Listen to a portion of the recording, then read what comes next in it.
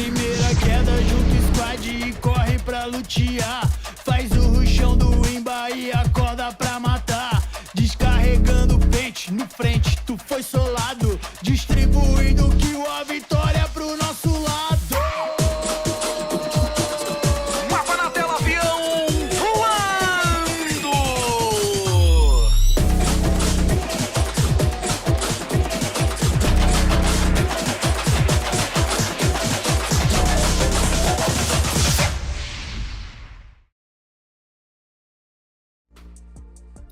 And welcome back to the PUBG Mobile Pro League here in Brazil. We're back for league qualifications for week number 2 here. My name is Avenue. I'm joined by Frost. Frost, how are you doing? All good, all good. It's all good, right? We had a week of break. It's been, it feels like it's been forever, but finally we're back here for some more games, of course. Yeah, it's gonna be super exciting. We obviously finished our first league weekend where Alpha 7 was able to get back for us and be able to do a very good job at coming back and getting in first place. Not only that, but loops as well. I mean, we all saw how Rice was basically, the first 2 days were all about Rice. They were just handling everybody and every game. But then, of course, the big comeback from both Loops and Alpha 7 kind of showed us. We know, of course, Loops from the last qualifiers, how they were dominating that one, but we didn't see that kind of domination from them in the league games itself for the first 2 days, I feel like. Yeah, let's take a look at the overall league leaderboard. And obviously we're playing here in the qualification where we have 20 teams that is trying to get 16 of those spots to play into the league here. And as we were talking about, Alpha 7 with 3 chicken dinners out of the 15 matches that play at 75 and Loops at 165 as you were talking about for us. Yeah, I think one thing to look at here is like we saw Rice dominating the first 2 days, but still they had a rough third day, but still they're towards the top and they only have 1 chicken dinner. It kind of shows you how great of games they actually had, how consistent they were, even though they were not getting those chicken dinners. Yeah, the last day was rough for them, obviously, and they didn't manage to get that many points, but they're still looking good, and our top here is very, very close. Even we will keep having a very good last day for us. Our top 5 is super competitive. Influence, Rage, and Instance Game had some really good games also in our qualifications period, but they need to step up and need to keep it up to make sure that they make it into that final. So take a look at the bottom half of the leaderboard here for the league overall and see how that shapes up. Obviously, our first 4 teams that didn't qualify for our first league weekend was Smoke Esports, Brazilian Killers, Ground Zero Mercenaries, and Never Down. They will be playing again here for us, and they will obviously, by what we're looking for here, they will have to qualify for the last 2 weekends to make sure that they're going to be playing. They've had a lot of time to do their homework. I mean, if we think it's been a long time, it's been even longer for these guys, right? Right. They've been having, it's 3 weeks ago since they played last time. So hopefully they've done a lot of their homework. They know what went wrong the first qualifying weekend, and they know how to fix that so they can come in strong here today.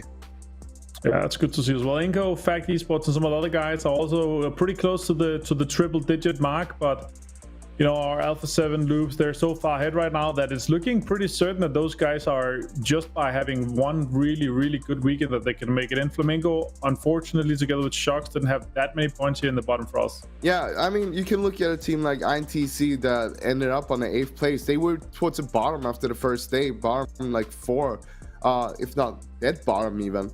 But they managed to come back on day 2 there, and that's something that we saw from a lot of the other teams as well. They did a comeback, but maybe not as good as INTC, but hey, they still got a lot of points on the board, and that's what. Yeah, let's take a look at the replays here from our previous games and see how some of the, you know, really big plays played out. While we talk about the tournament went on here, Loops obviously had a fantastic both qualification and league for us. Yeah, I mean, it shows you what kind of caliber they have. They are, and of course they missed in the last season. In season 2, they got themselves a 6th place, and therefore it was only top 5 to move on to the PMPL Americas, and they missed that just barely though. But it looks like they learned their lessons. They don't want to miss that again. So right now they're just going full ham, making sure that they're at least gonna qualify for the finals.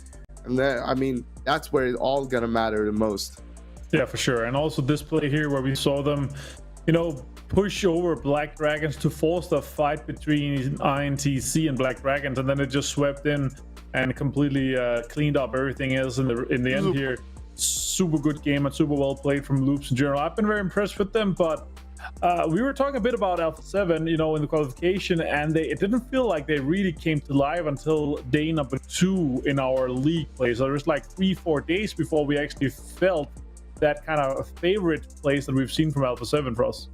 Yeah, it wasn't really like it looked pretty rough for them, both in the qualifiers and of course in the start of the league games. But they came back strong, and that's what you want to see. That's how it usually looks like from an experienced team. They know what they're doing wrong, they know how to fix it, and they're not too bothered about not being in the top because they know it doesn't really matter. All that matters is that we fix our problems before it actually matters. But it's going to matter most, that's going to be in the finals for this stage here. And we're not there yet, so they have plenty of time to still fix whatever is not working for them. Yeah, and obviously we're playing this format where we have this qualification these 3 days. We have 5 groups that are playing. We're changing the group in between after every game, and we're going to be playing 12 games in total in this week, and they're playing to get that top 16 spots. They're trying to get into the league weekend, which would be the next weekend, where they're gathering these points for us to make sure that they can get into the weekend. Yeah, I really like what we saw from Quick Revenge here. One of the teams who were able to play on the north side here before capitalizing on that. Everybody jumped into the war and just taking that control. That's what you want to see. Take advantage of the situation. Whatever's going on, you got to adapt to what's happening. You can't just wait and maybe get lucky. You want to be able to push for that. Make your own luck. Don't just to happen. Yeah, Quick Revenge really had a fantastic comeback from what we see from them, especially, you know, on the latter stages of our league, where they managed to top in and get into the top 4. And what we saw from in the qualification, I felt like, you know, they had the potential of doing well. They had potential of doing really well and get into that. But in our qualification, they only got 13th with 83 points. But on our league crush, they stepped up, got 151 points, and really showed what they're capable of doing. Yeah, I mean, you got to look at their 3-game series in the last day, right? They had, well, start off with a 5th place with 0 kills, which is not too bad. Still a 5th place. That's a lot of points. But then they had a 3rd place with 11 kills, 1st place 11 kills, 1st place 10 kills in a row. Those 3 games, like, that is just insane, that kind of performance. And to just like top it off even better, it's on 3 different maps as well. One was on Miramar, one on Erangel, one on Sanok. So it wasn't just on the same map. They are able to deliver that kind of performance on every map, and that's something that is really huge to have. Yeah, that was great to see from Quick Revenge be able to step up. Also, BRK was able to jump in there, as we just saw here in the end, and do pretty well. And we were talking about our, you know, our top 4, top 5 favorites here for us. This is still kind of the same for you. I mean, so I feel like without doubt, Alpha 7 Loops rise, right? Top 3. Right. Then it gets a little bit more troublesome when we go down a little bit. On the leaderboard right now, you have Quick Revenge, you have Vivo, Influence Rage, Intense Game. I feel like all of those are potential candidates, but also like I would add someone like Black Dragons into that mix as well. All right, let's take a look at the match schedule here for today for us and see how the maps shape up with our groups changing. And obviously we're playing Erangel, Miramar, Erangel, Sanok, Erangel, and this is obviously going to be changing it up a little bit compared to what we did before. Yeah, I mean, it's gonna change up from day to day. Today we're gonna have free Erangel. Very good for Erangel teams, of course, to always be able to have those Erangel games. But a lot of the teams are doing better on Erangel since we are playing more of it.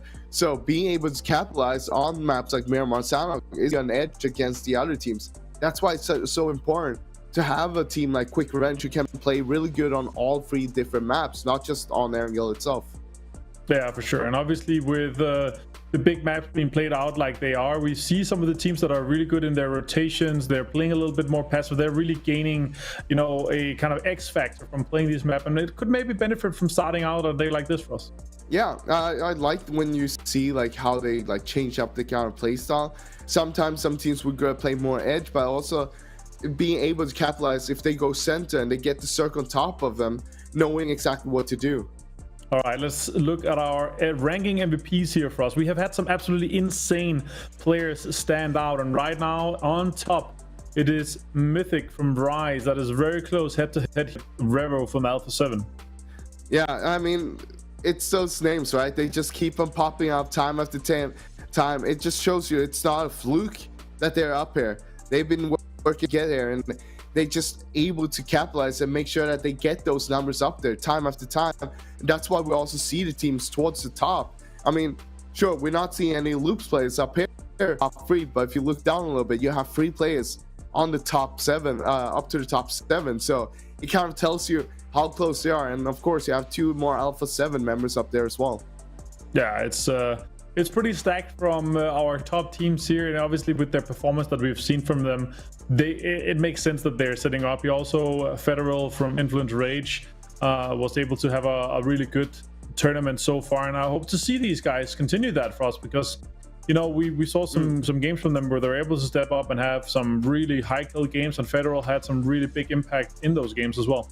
Yeah, also like, down the leaderboard there, I'd say like seeing someone like Toiko on the 5th place there, that is kind of huge to me, because that is the guy who will never pick up a scope. If he has a scope, you know that he's gonna deliver that to his teammates, because he doesn't need one. Just pick up a red dot and say, hey, you take this scope, I just use this red dot, I'll do, if not the same damage, even more damage than you with it, because I'm just so good with it. Yeah, the red dot master for sure is what we saw from him, and we were like, oh, this guy is doing red dot sprays and red dot taps in 200-300 meter shots and actually hitting people. That's crazy to see. All right, Frost, so let's talk a little bit about predictions here. We know the teams have had a bit of time off, and coming back into this, obviously the teams that were able to play really well in the league, especially the top 3, we expect them to continue to do well. But are there other thoughts and predictions that we're going to be looking at here, considering that it's the qualification and you only quote unquote need to get top 16 here? I'm looking to see what's going to happen with the 4 teams that didn't qualify. Never Down, Brazilian Killers, Smoke Esports, and Ground Zero. Because those teams still play the qualifiers, that means that, or sorry, the league games, which means that they miss out on 15 games, which is some of the best practice. And if there's any teams who need it, it's going to be the teams who didn't qualify themselves, right? But at the same time, they have a lot of time to do their homework, look at what the other teams are doing, try to learn one another thing that they are doing good, implement that to their own playstyle. But I'm still looking forward to see what Flamingo can bring to the table as well. Sure, they qualified, but they didn't have their best of run during the league play, which doesn't really matter this week. We still have 2 more league stages as well. So they have to fix their kind of game style as well. And that's what I want to see. Those 5 teams excel a little bit more here this weekend throughout. All right, let's take a little bit of a look at our head-to-head, our 2 top players so far for us, and let's see how that shapes up with how much damage they have dealt and how much kills. It's actually extremely close, but eliminations, 14 more eliminations for Mythic for us. Right, and I think it comes down to Mythic is usually a guy that would push up very close, and he's able to get those last eliminations on the team, meaning that it's not going to be a knockout, it's going to be straight up just a kill because it's the last guy on that team. So that's why we see maybe a lot more eliminations. But also the big difference I'd say between these 2 players is that Mythic is just on a totally another level when it comes to utilities and using those grenades. Like, there is no one that is even close to him being that good with the nades. But it also comes down to, of course, him being backed up by his teammates to be able to put himself into positions, very dangerous positions, able to capitalize on them. Yeah, of course. And that's, you know, once we see Mythic in these situations where he's able to frag out, you can also very much tell that he's the main fragger. He's that kind of turret for the team, that he's cleaning up those kills. And that's probably also why we don't see many of the Rise players on the top 10 of the total ranking. Yeah, of course, last qualified they ended on the 3rd place, which is also what they ended in the league stage itself. This time, I want to see them in top 2 instead. We're seeing what they can deliver. I want to see more. I want to see them have flawless 3 days here. Any of the teams that you're looking at today and you're like, all right, these guys have had 2 or nearly 2 weeks off, and they're going to be coming back and they're going to be saying, you know what? We have seen what the meta is, we've seen what the other teams are doing, and we're going to be doing a lot better just because they're able to kind of analyze and predict what they're going to be playing, how they're going to be playing today here in this weekend. I think it's 2 teams to talk about there. First of all, one of my favorites, Intense Game, of course, coming in from the qualifiers, not as experienced, but they've been putting up a show for us, and so far they're above the average all the time, and that's what you want to see from a team like that. If you're good enough to be here, you're also going to show us that you're good enough to not just be here but also be towards the top. another team is INTC. We see them been climbing from day to day and just becoming better and better. And I hope that they got even more to deliver and show us. Yeah, I really liked what we saw from Intense Game, especially with their Sanok games. Hopefully when we get into the Sanok games, they're going to be popping off again. Their 2 wins and how they're able to maneuver that, especially being the so-called wildcard map that we've been talking about for us. And yeah, if they're able to game, especially in Erangel, especially in Miramar, and they continue to have that same performance on Sanok, they could definitely have, you know, that kind of comeback or underdog story to them, where they'll be able to contest for that, you know, 4th, 5th spot. Because I feel like right now, what we've seen from just these, you know, 2 weekends here, our top 3 teams, they're putting themselves pretty far ahead from the rest of the crews right now. Oh, 100%. It kind of shows why they're on the top of the leaderboard above some of the other teams.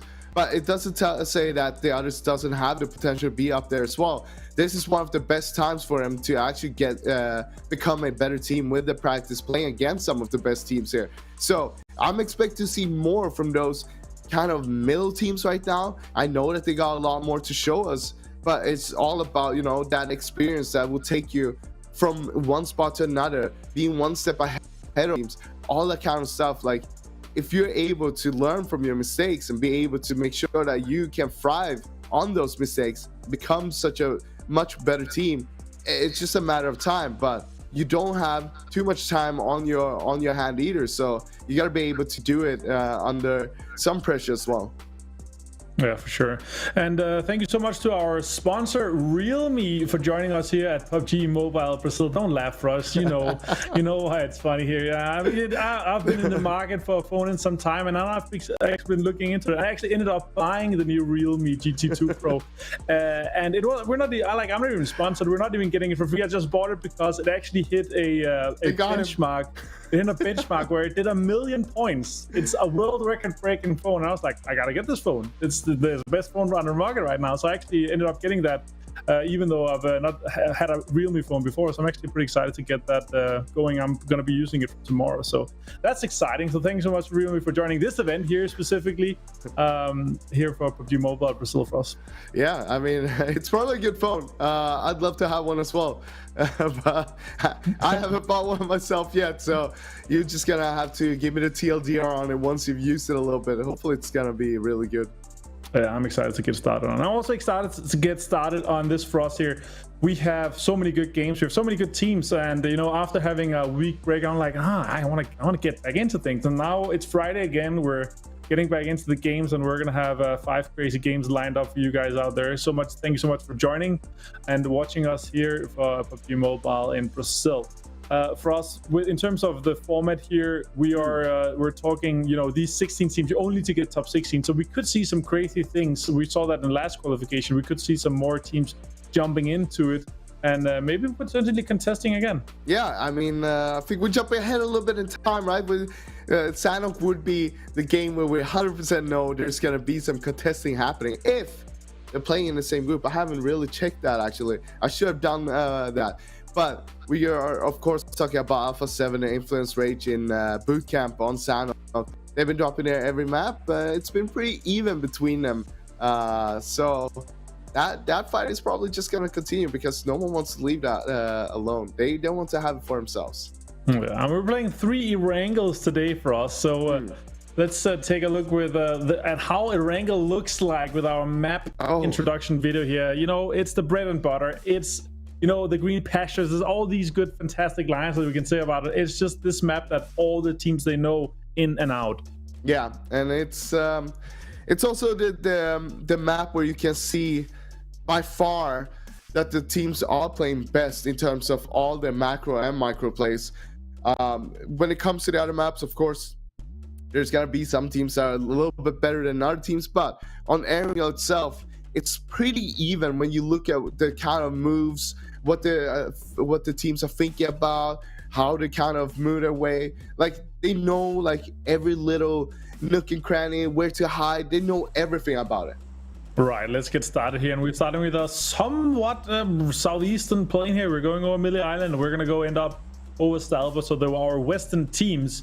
is actually going to have kind of a hard time on that western side, and they're going to be needing cars to get over there to the western side for us. Okay, this is a little bit interesting actually. Seeing this right now. All right, I've been ahead of time here. I'm back from the future, but we're gonna see Ground Zero dropping in Novo and not Inko this time. We know that Inko has been dropping it every time, but it looks like Inko might be going for Pachinki. As I said, I'm from the future, so I can predict what's gonna happen here. Right. We're gonna see Inko drop right there, boom, and they're gonna head west. That's crazy. We'll see how that shapes up, and if they're gonna line up. Oh yeah, I'm gonna change that as well. I thought you were the time traveler. Oh no, I'm not the time traveler. I actually paused it to make sure that I'm not too far ahead. So let's see. You know, you go back in time and protect. Oh, yes, I see. Yeah. The coin just dropped, my friend. Nah, that's too early. It's too early. All right. Well, yeah, this is new though. I was seeing Ground Zero here in Novo. Of course, we see the first circle. It's going to go to the north. So none of the teams here, a lot of teams on Miller Island, actually 4 teams. Usually we just see 2. Black Dragons in military base and Inko in Novo. But Inko taking Pachinki is actually pretty interesting. I think it's Honor Battle who usually drops there. And as we can see, they went for yellow south of it instead. So this means if Inko is dropping there every game, I think this might be 200 IQ. It's such a good spot to drop in and start off. No matter where the circle is going to be going, you're going to be in the center of the map. And you can basically reach it from any plane as well. Yeah, that's good. Well, that shapes up as well. And, this is somewhat northern. It's pretty good for the plane, but there's just so many teams still going that far west. The pressure from the coming into where they're going to be playing from for us are like the whole west is going to be so pressured. And if that next circle goes, even center, or if it goes east, it's going to be a very, very intense situation on the western side, especially with rotations coming in. All right, here we have Smoke. It's good to see these guys in here. Coming back, hopefully we can see some major plays from there. As we talked about, of course, the first league play, one of the 4 teams who missed it. But I mean, it's all zeroed out right now. Like it's even playing field again. We're starting off on 0 points, and we're gonna have ourselves 4 games per team to play it out and make sure that they can make it through here. It's going to be good to see if they're able to step up. I mean, it's not because they were close, but it wasn't because they were that far. It's we're talking like 1 win and they would have been in instead. But, how hard our league was so much more competitive than the qualification was, so they could potentially have a hard time if they have a similar performance to what they had in last qualification. But let's see how that shapes up. Inko, one of our teams that did pretty well in our last qualification, did 115 points and qualified in 4th place, but had a mediocre performance and got 11th place with 94 points in our league play. So they basically only need to get in 1 more time and 1 more weekend, and they should be good considering how they did. One of our top teams here for us are Rice, Nunez, Mufasa, and Rafinha, and of course Vic as well in the school and apartments. Getting their loot. I mean, it is, of course, a really great spot. The only downside here is that if there's more teams, or if it's like a very western or eastern plane, there's a high chance people will try to go around this area, try to grab the vehicles. If that happens, you didn't grab them early on, that means that you might be, well, a little bit out of luck when it comes to vehicles. You might just have 1 vehicle, and that's not a great thing, especially if you get like a buggy and you want to rotate with 4 people. Yeah, 4 people in 1 buggy, that's going to be a rough situation if you only have 1 buggy for 4 people, that's for sure. Let's see. You're going to need some marathon runners, I guess. Just like some people with some stepping shoes and be able to just like walk a lot. Yeah, we definitely need trainers or runners for that if you want to rotate like that. Joggers is okay as well. Yeah, that's true. Dragons continues. Taking some shots at the rotations going across the western bridge. I'm kind of surprised that they actually decided to go for the western bridge, because they know there was 1 more team over there. Well, there was 4 teams in military from the start. Now, Art of Battle is still on the north side with one guy, Patrick, that is closer to bridge as well. So they got to be careful. And I mean, it doesn't look like they're actually crossing it because they still have a few members. But they got to be careful with Black Dragons right there. Of course, it's just the first circle, so it's not a big stress right now to move out. Loops, one of our top teams, got themselves first place in the qualifiers, second place in the league play so far. And this team has just been phenomenal all around. There's not much more to say about it, I'd say. No. I mean, nothing to add. Nope, that's it. I don't want to add anything if you don't want to add anything. That, you know, it's just going on like that. But yeah, in heaven here, Loops, they're seeing 4 guys. If this centers up on top of them, they could have that start that they're able to have in the qualifications as well and just pop off because they were so far ahead of Influence Rage and Rise as well. We're like, okay. Yeah. Alpha 7 didn't show up. This was the kind of performance that we expected from Alpha 7 in Loops' qualifications matches. Now let's see. Brazilian Killers. Brazilian Killers, they are going to try to force that crossing now.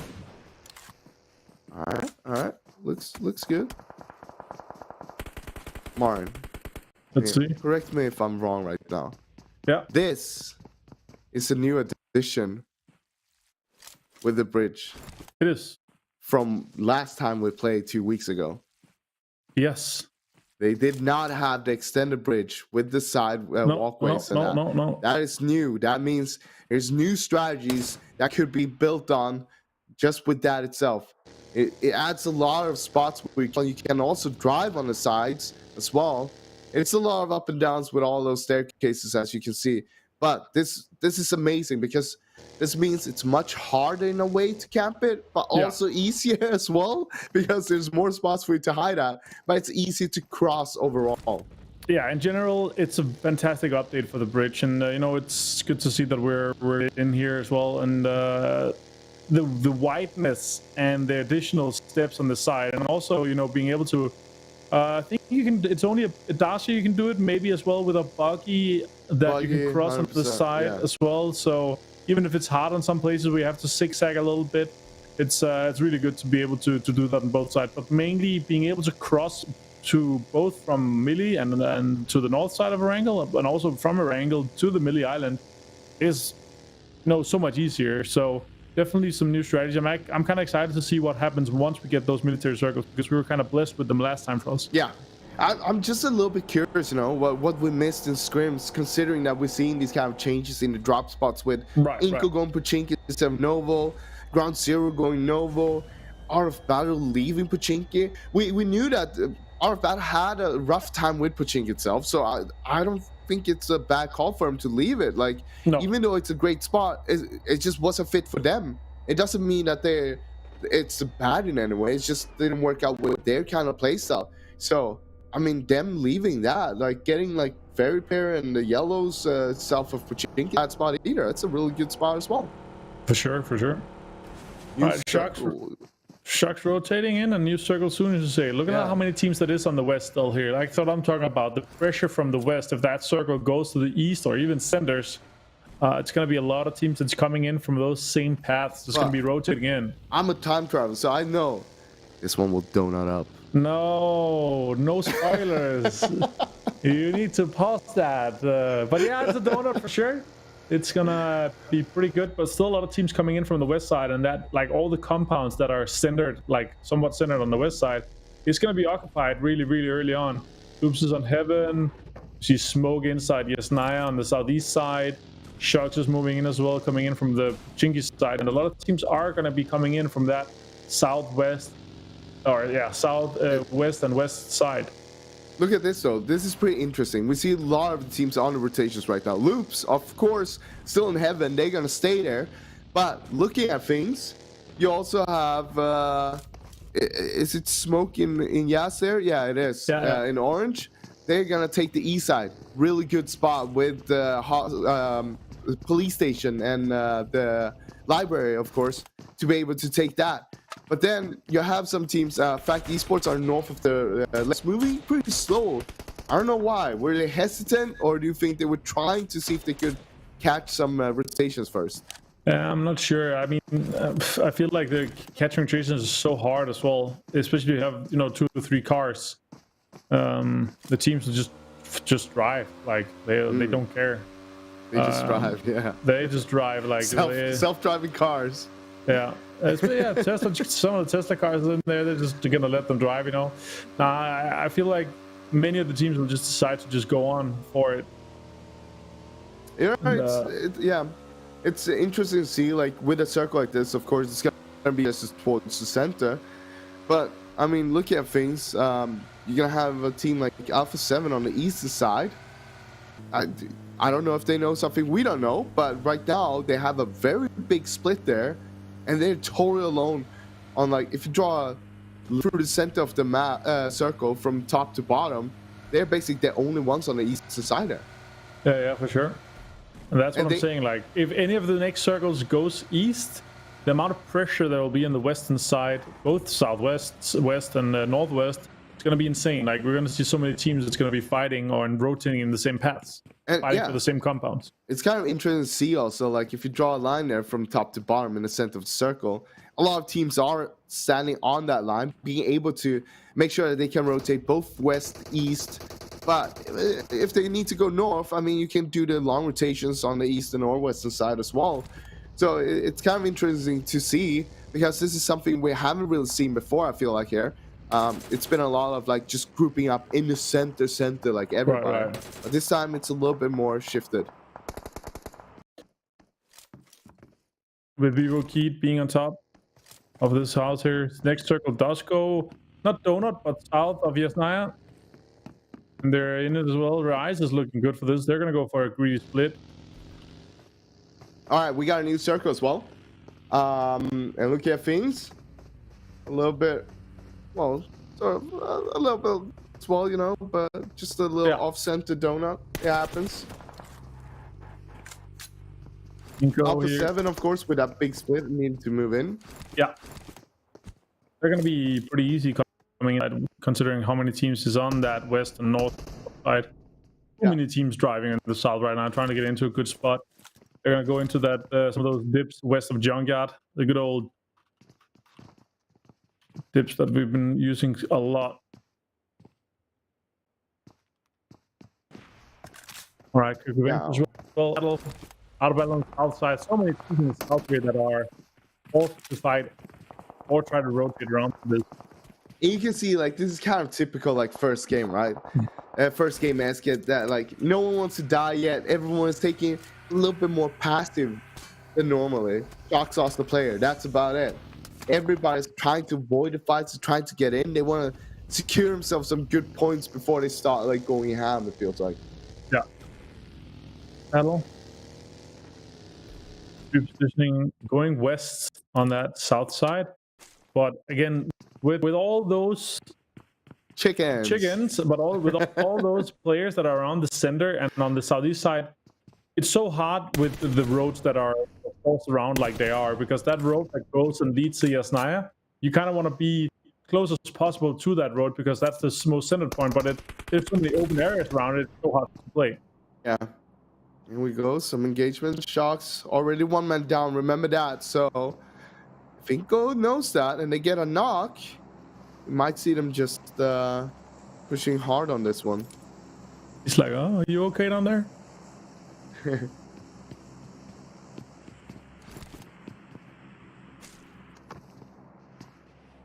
see what we get. Gorilla. Oh. Wait. Oh. Yeah. I traveled back from the future again. But we're back here. Fantastic. Don't be a traveler. Don't be a time traveler. Don't be a time traveler, please. Don't screw with time if you time travel. That's the main rule, right? Don't change the time if you time travel. Yeah, don't do that. Don't meet with yourself. Yeah. But new circle is about to pop. And oh my god. Oh, that's a hard yeet. I've never seen such a yeet. It is kissing the edge. This is definitely not a donut, I'll tell you that. That is not a donut. All right, Rise looking good. INTC looking good. Quick Adventure sitting in the S-Bend compound there. We have Intense Game on the west side. That compound that is the double yellows west of INTC is actually free. So whoever sends it to that is gonna have a jolly good time, mate.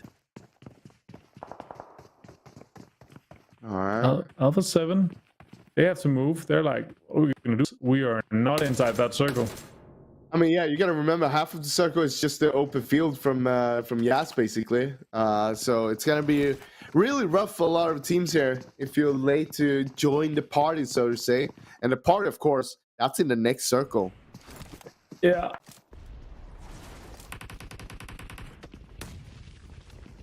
All right. And here you see Luke pushing up. And let's keep into one hand. More shots coming in. That's fantastic. What a That's gun why for you a want the breach like that. M249. You don't need to reload. You just keep on going. Look at this. Is he gonna get the third one? Wait, did he just get team killed? Yeah, I think he got knocked from teammate. Yeah. Oh, coming in as well. Pedrinho. More shots coming in. Patrick Loops. going down. Loops out on 16th. That's pretty huge. Now, this is what we want to see. We're going to see the teams towards the bottom capitalize on this. One of the top teams is now out. And this is what we're expecting, right? With that kind of circle, with this many teams still alive, this many players, it's going to be carnage all over the place. Oh, Myth. That's out. That is Honored Souls out.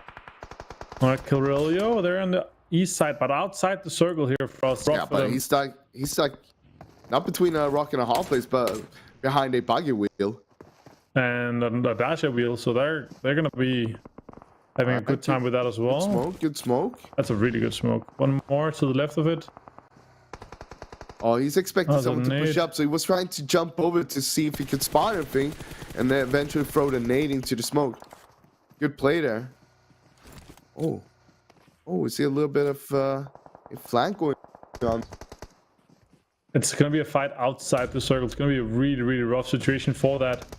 Rice has that compound with the flat top. Yeah, look at this though. Ground Zero is gonna bail out. They don't want to take the fight against Alpha 7 anymore, but another team wants to show up and do that. Oh, ooh, nice shots. Coming in, taking him out. Mythic is gonna get a nade kill on Phoenix. How unexpected. More nade kills from Mythic. Did you see how many first aid swag went out? I didn't. Oh, I didn't see. I'm not sure if he had a lot or not, but he's outside of blue right now. Ground Zero down to one player. Make that 0. They are ground 0 now. Shots out of 11th. 10 teams left here. 39 players. So only one missing player, and that's for Brazilian Killers. Aurelio trying to crawl up in fact Esports kind of back pocket, try to push that. Shots are coming in. Who goes in? That's a good nade. New circle has popped by the way, and it's gonna go to the south. So all of these teams right now, they're fighting outside the circle, but they need to win this fight to be able to push in, because Alpha 7 is basically gatekeeping fact Esports from moving down here on the eastern edge of the circle. That was a really violent spray right there. That's an earthquake at the same spraying, but you know that happens sometimes. Just gotta control it. Carrillo, what do you gotta do here? They gotta knock. More shots are coming in. Could connect. One more. Nope. And now they need to move here. This circle is. They should swing south here and try to get in behind Ingo, but I'm not sure if they're capable of doing so. It's gonna be rough for them because Ingo is basically on the edge of the circle there, and if they go too closer north, they're gonna have Rice on them. They might need to crash. Oh, they have a little bit. Oh, they have a little bit. It's not inside though. And Rice is like, hey guys, that's our dip. Yeah, Mufasa, let's go. Shot coming in. Gotta watch your back. Revo gets him. Mythic in the open. He's gonna get caught out in the open. Nunes can't do anything about it. Okay, Mythic is probably gonna get revived there. And looking at things, it's actually Rice who will lose Mufasa from all of this. That was a really good play from Vero play. And we're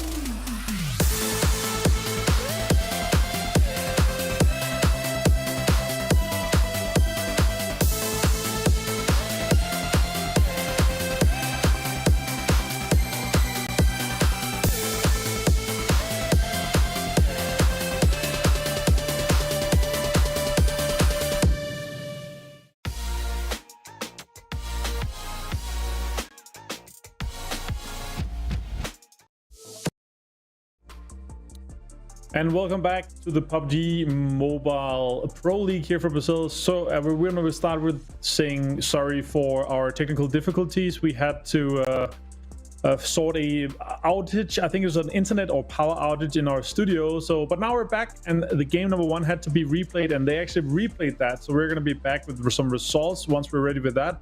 And then we're going to be playing game number 2 and continue with the rest of the day. So you haven't missed too much. But we're going to be showing you the results after game number 1, of course, once we're into that. And that is right here. Oh. The qualification stages is Alpha 7 is back to owning, and we have 3 teams with 20 plus points. That is quite uncommon to see that for us. Alpha 7 back to owning in the qualification? They haven't been owning yet. I mean, back to owning as in they ended number 1 and last we played, you know, day number 6 and stuff. But yeah, the qualifications, that's long. That's nearly a month ago for us. Nearly a month ago, but yeah, they did all right. They did all right. But yeah, good to see, of course, them starting off again with a win like that. But look at Loopso. They got himself 10 kills. So of course, they got himself 3rd place with that. So that's also one of the teams, right, that we have towards the top. I like to what the other teams that we're seeing: Black Dragons, Inco Gaming, ITC on double digits as well. These are 3 of the teams that we've been talking a lot about that we'd say are contesting for that, you know, top 5 positions. Let's take a look at the bottom half of the leaderboard for this last game here. Unfortunately, we didn't get to see much of it, but we'll be talking a little bit about it. And it's extremely even. Actually, a lot of points here at the bottom, considering 15th place, 14th place, and 13th. They all got 2 kills for us. A lot of points distributed, but not too many. Like, I mean, it's pretty even down here. It's not too much to talk about. I feel like it is the first game, right? It is whatever it is. It's not much to like grovel too much on. Of course, we'd like to see some better numbers from some of these teams, but hey, it's at least something. It's not, and no team went out with 0 points at least. No, true. That's actually extremely rare to see that. So it's good to see the teams that are jumping in back to this, and we're gonna have our top performers in this match here from. Yeah, and we had some internet issues, but as you can see, Chief and Talents, they had some lighting issues when they were taking those photos. So I mean, it's a little bit dark, but you know, you can see it's them. You can tell it's them with that silhouette. Yeah. There were some lighting issues in the when we took the pictures of them in the studio.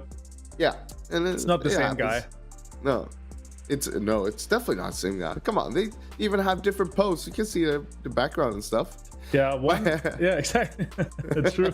But pretty even though. If you look at the numbers, pretty even in terms of all 3 numbers there, in terms of both kills, assists, and the damage itself. So kind of looked like we had a pretty decent game to start things off with. A good rematch of a game that they had there going on. But yeah, we can just speculate as much as we can, I guess. And let's take a look at the MVP from the last match here before we jump into match number 2, guys, and get the rest of the day started. It's gonna be Chief from Loops with 3 kills, 3 knockouts, 1 assist, and nearly 800 damage for us. Yeah, not bad, not bad. I mean, looking at things, of course, they didn't win. They got himself a 3rd place, but still being the MVP of the game, that's really good. Not too many kills, but I mean, it's not always all about the kills. So seeing him putting up the numbers with the damage force, but we'll promise next time we'll tell Chief to turn on the lights before taking a photo to make sure that we get some, you know, a handsome man up there. Yeah, for sure. But for us, we're gonna be jumping straight into game number 2 very shortly once we're ready with that in a minute or 2 or so, and then we're gonna get the show back on the road without any issues, hopefully. But we're ready to go however far it goes for us. You know, hopefully all the way. Yeah, with Black Dragons coming into having a start like this could be a really good start of things for them, because they're one of the teams that we're feeling is, you know, in that kind of top 8, top 10 bubble, and could potentially, with a good weekend, hop into that top 6 here. And if they do that in the finals, you know, that would be the perfect time for them, because they have been up there before. Yeah, we saw him, of course, in the last qualifier get himself a 6th place, but in the league itself, they only got a 9th place, which is, you know, it's always a little bit weird to me, like when you're able to play better with swapping lobbies like this. You want to see the consistency come out and shine through more doing something like the league play when you have the same 16 teams playing all the time. And we saw him playing a lot better during the qualifiers than during the league itself. And sure, it sometimes comes down to like you're trying out some new stuff, trying to adapt to the teams, what they were doing during the qualifiers, trying to change the things up, but it didn't work out. So hopefully they got that fixed for now. It looks much better after game 1 at least. Yeah, for sure. And once we get deeper into things, I mean, there's also some more things we want to jump into in terms of performance, but we're ready with game number 2 just very shortly, guys. We want to say sorry again for our outage. There's not much we can't do, internet or power or anything. It's kind of out of our hands, but we're back into things, and fortunately we didn't have to postpone the whole day. It's just one game that had to be replayed without us being able to see it, but the players was able to play it, and they played it out fairly, and 3 teams did get into that 20-point mark to start things off with for us. Yeah, that's pretty huge. Actually, like, seeing 3 teams up there, but I mean, we're gonna move on. We're gonna move on to the desert, of course, going into Myanmar. Your favorite map? Yes. Any expectations coming into this after seeing the results from game 1 without like actually seeing the game itself? Yeah, massive expectations to some of the teams that, you know, they're coming back from week's break, right? They're jumping in and they're going to be having a really good go at things here. Let's take a look at the plane though, Frost. That's a really good one. Southeast, middle, southeast to all the way northwest. Basically all the teams can get into most of their spots, but as we've been talking about again and again, this is a map where macro rotations is key to put you into those winning spots. If you're able to make a good rotation in circle 3, circle 4, you can set yourself up for a win in the late game. Yeah, I'd be afraid. Like, I'd be actually afraid if I were the other teams right now. With Alpha 7 winning the first game on Erangel like that, yeah. Also coming into Myanmar, which is their strongest map, like, ooh, this could be spicy. If we keep on seeing them rack up all the top points, it's gonna make it a lot harder for the bottom teams to try to make something happen. But you can only speculate as we're going into this game and see what's actually gonna be happening by the end of it. Of course, that's far from now. Yeah, for sure. Once we get into the rest of the drop spot and we see all the teams getting out, I'm hoping that we're going to see some, you know, maybe some early fights, some early rotations, because this is basically the plane where everything can happen. There's the plane path is opening up everything in terms of a circle. The teams are going to be spread out evenly, and if we get a crazy circle, it's going to be a crazy game. But if we get a really standard circle, we can see a lot of teams that really try to rush those. Never mind, it's not going to be a standard circle. It's going to be a southeast, one of your favorite areas for us. Okay, I really like this circle. As you can see, we have a lot of water in play as well, and also some potential island play. That's all I'm going to say. We're not going to jinx anything. No jinxing. But, you know, I'm just saying it's in the circle. It's true. In there. But a lot of water, of course, in the circle as well, which means that already from the first circle here, it's basically like a circle 2 with the amount of water we have in play. So it's going to be, we'll have to see what's going to happen and where the team playing from. I'm actually surprised no one even tried to go for Impala on this one. Yeah. With 2 teams in San Martin as well. That's kind of surprising, to be honest. The Grand Tour Mercenaries, Influence Rage, both contesting San Martin. It's an okay spot, but I would rather have Impala uncontested than I would have San Martin contested, especially with INTC and Hacienda split, Vivo Keat and Power Grid split, and a team that is playing north of you with Never Down that is currently north of Water Treatment. Yeah, right. And also, of course, we're back to the qualifiers, which means that we have the swapping out groups. And for this one, it's D who is sitting out. So that's going to be RF Battle, Rise Esports, Intense Game, and Fact Esports. I will not be playing this game. Instead, the ones jumping in will be Flamengo Esports, Influence Rage, Never Down, and Storm Gaming. Do you think INTC, No, it's Grand Tour Mercenary. Do you think they forgot that Influence Rage is back into this one after not playing the first one, or what do you think happened here? Or are they just contesting like, it doesn't matter, it's qualifications?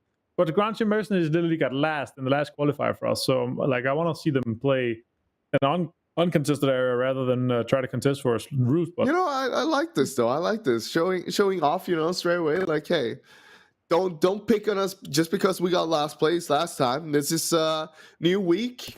Well, yeah, and we're ready for it, and we're gonna do what we do best, and just like, you know, keep on going and feel like play like nothing ever happened. This is a brand new start for them, and I kind of like it in a way, but they need to make sure they win out on this though. Yeah, for sure. I mean, they gotta get something out of it. Otherwise, it's not going to be too much out of it.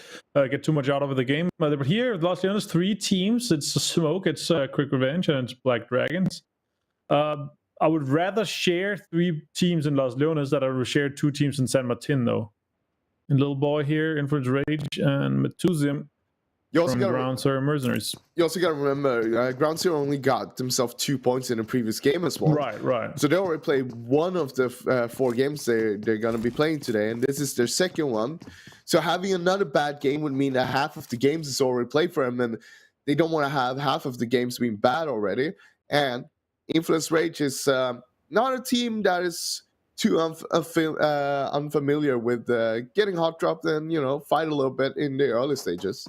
No, for sure not. I mean, they're happy to fight in the early stages, honestly. Like, it's like they're getting attracted to it. Once they hear it, it's like, oh, what can we happen here? What can we get out of this one? But this circle in particular is going to be a really, really fun one. I'm really curious to see where we see circle 2, 3, and 4 go. Because that's huge, especially in this area where you can place. There's so many playable areas that isn't required for car rotation. Oh, okay. Smoke getting killed there on Black Dragons. When you were talking about, they really want this. Like, the only thing I could see in front of me was the Success Kid meme. Yeah. And that's like Influence Rage. Like, yes, someone is dropping on us. We can go for the early fights. Like, oh, we can fight someone before having to rotate. Yes, that is true. All right, Law, what's happening here? More shots coming onto Ground Zero Mercenaries. I mean, I would prefer rotating as well if I was Influence Rage to get into a good spot in the circle. So that's completely fine. I mean, they're pretty comfortable though. Like, yeah, they're fine. They're fine. Yeah, they have 1 vehicle here though. It's not the best, but Kowski's still on his own. Did they just leave him? Or I'm not sure actually. Are they might be coming to pick him up. That's very risky though.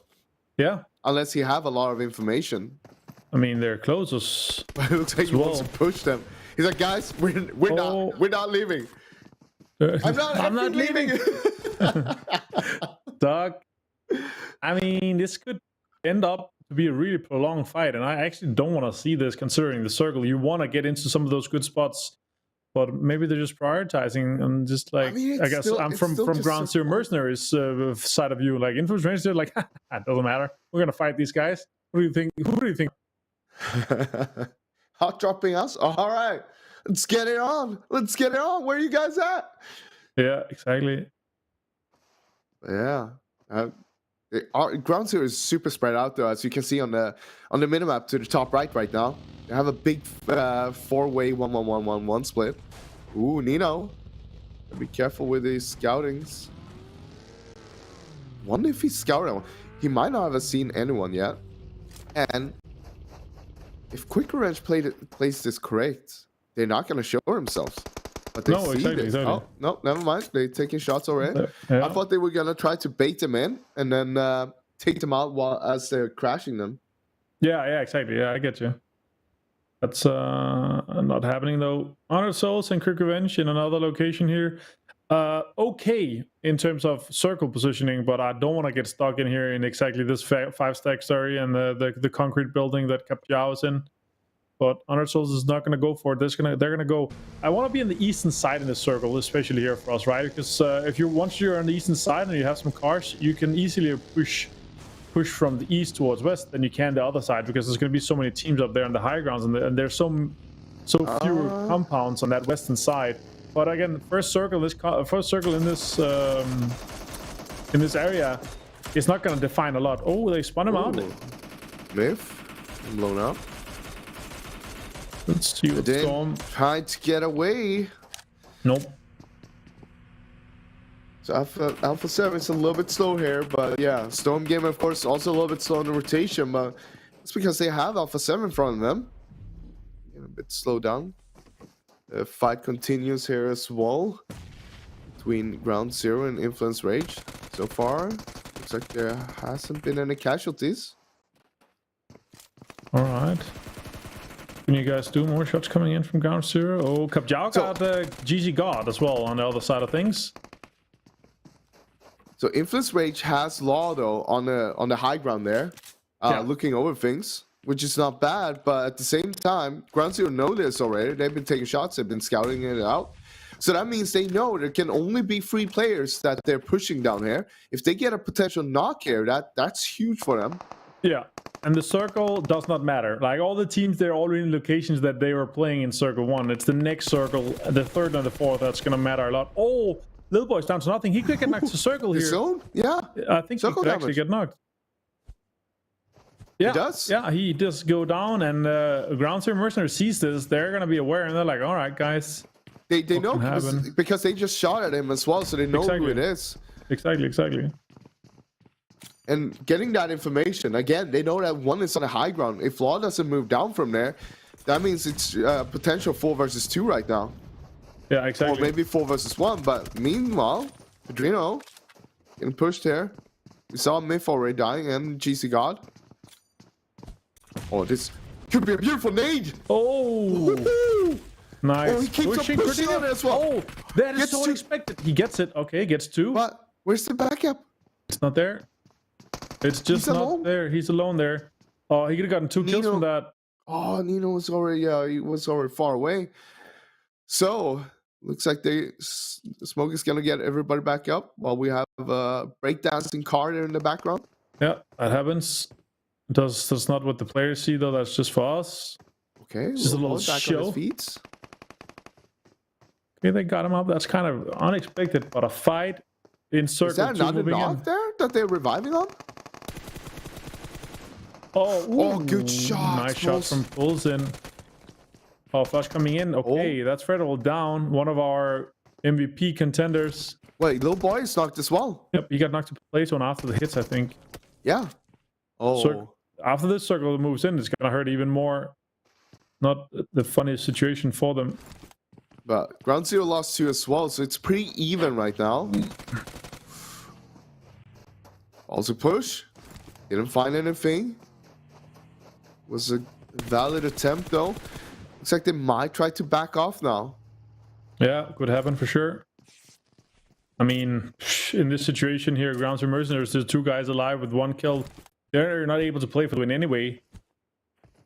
It's just a situation like that. But I mean, they could still grab a lot of points. Like, oh yeah, for sure. Laying on the edge, like especially if you look on the circle right now. They're on a little bit further out, of course, on the northwest side. But look at how everybody's like central up right now, and you can see how much open space it is on the north side as well. For sure. And go here in a good spot in compound. Circle moving in here. This next circle jump is going to be important. Yeah. And a lot of teams are already in that kind of little, not a circle, but where the road kind of encloses that open terrain that we love those endings around. Nobody's in the warehouse compound yet. Oh, this could be huge. Also taking some shots. If he gets more, it'll be devastating for into his range here. Circle pops soon. Still 4 first aids on him as well. Yeah, he's fine. Lucas had 4 first aids left as well. He's just going to try to get out of there. I think that's the play. Oh my god, that circle is tiny. So small. Okay. But it's over a lot of the teams that are already in. Loops is sitting in a good spot. Inco, INTC, Vivo, Keat. Brazilian killers are coming in from the east side behind Loops. Flamingo's on the south. Influence Rage had 1 car. I'm wondering, is there any other vehicles left there for Ground Zero even? That's actually a good question. I'm not sure about that. That's going to be interesting to see how they'll try to make their way in. But meanwhile, of course, a lot of teams are trying to move their way into the circle, establishing themselves a spot to play from. Almost the full extent of Impala is still in, but I mean, it's on the edge though, on the northeastern edge, and not too many is going to want to play from there. Vivo Keat has a great spot on the northwestern side. If the circle goes towards them, yeah, it's gonna be insane. They can literally just farm from here. Are they actually moving away? Oh, they're just reparking, I'm guessing. It's easy for Vivo Keat if they get that circle there, that's for sure. This is a good gamble, right? Sometimes you have to take this kind of gamble. Like, all right, not the best position to play the circle from, but if the circle does shift to us, we're going to have by far the best position to play from. Yeah, 100%. And that's the question, right? Are they capable of doing so? All right. Let's So see here. they're just gonna sit there and wait. Meanwhile, Inco playing here in the open. They do have the compound, of course, behind them. But you know, peacocking a little bit, looking around, gathering information, seeing what's around them, trying to figure out what's the next step, depending on where the circle goes. They're pretty much in the center though of this current circle. Yeah, exactly. All right. You get a shot here. M24. Just trying to see on the map here what's gonna happen, because look at that. Look how congested it is on the southwest side for us. If this if it doesn't go like anywhere southwest, if it goes center or north, these teams on the south are gonna have a massive fight for the same territory, and Ingo could be sweeping up a lot of points from that. Phoenix, I knows where the Revenges kept down, caught a little bit of a shot. They traded actually. Level 3 vest and level 1 helmet. That is the situation that you hate to see. This spot it feels good to play because you have so much cover, but at the same time, it's basically just like a drainage for people to nade into. Exactly. And it's just gonna like just roll down there. You're not gonna miss those nades, so it is very dangerous spot to play from.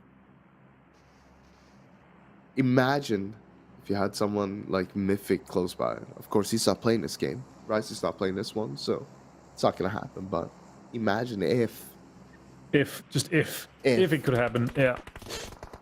Oh, shots coming in from the side of Shocks. Oh, Phoenix Rice is gonna try to push on that. Low end. It's that knock. Asen is low as well. They have so Phoenix good angles on them. Phoenix goes down actually. Really good play here from Quick Revenge. They're capitalizing on this. They know exactly where they are. They know they have nowhere to run as well. Look at this. Tag from all directions, Zero.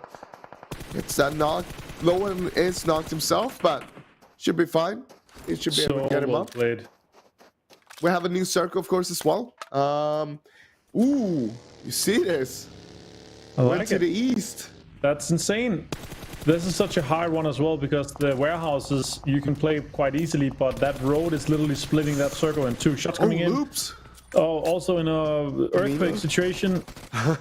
So shots coming in. Kadozin. He does find one. Big fight here between ITC and Loops right now. Securing that kill.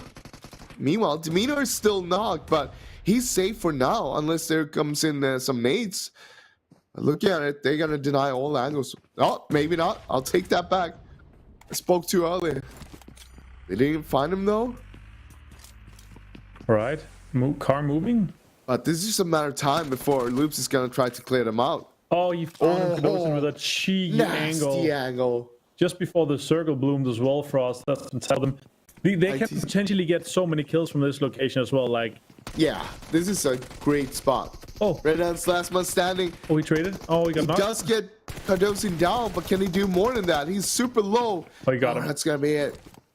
And Loops is gonna get everybody back up on their feet as well. And that's just saying, they can possibly farm so much from this.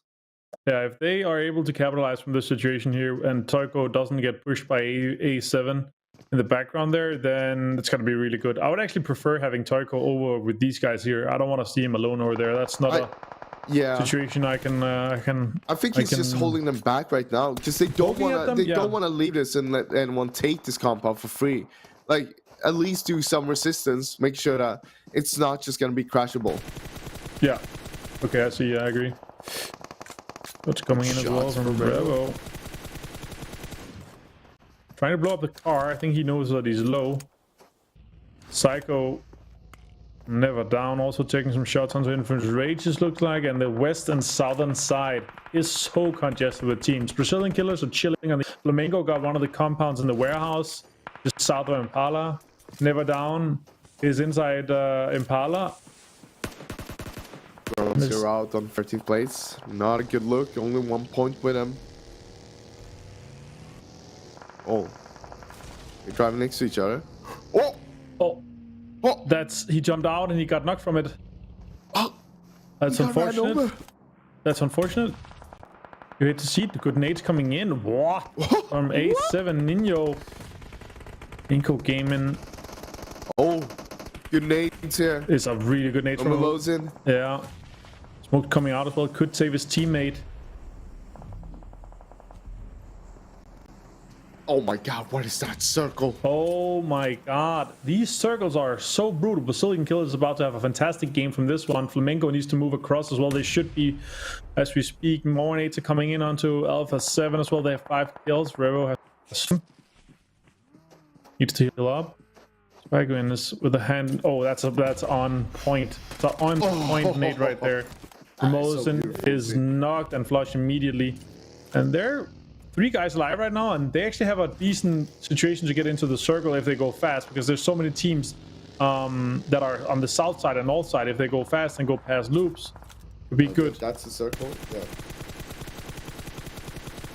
Also, like Alpha 7 already had a win from the first game. You gotta remember that. And currently they have 6 kills, and they just looks like they just keeps on farming right now. Yeah, exactly. That's the situation, right? Storm Gaming as well in rotation. They're going on the south side in behind Quick Revenge here, Frost. And Brazilian Killer already have the compound at our center, so there's just one more compound to be taken. Oh, Smoke. No, they're losing one. Matsus. On the edge here. 7 also. Focus out. Oh, Storm. 7 got down. That's Hikosada with a headshot from that range. That's insane. Yeah. 9 kills. 6 kills, sorry. 9 teams left. And 6 kills here for Quick Revenge.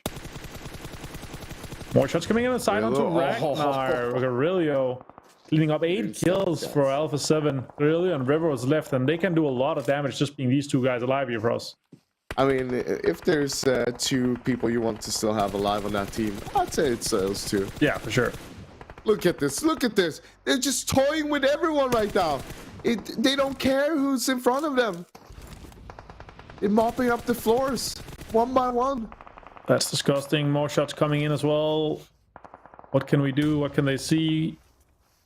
Ooh, this is a bad spot from Loops. Yeah. They can get all the way where they wanted to go, I guess. Brazilian Killers might have a free win just from everyone fighting on the west side. They're the only team on the east and northeast.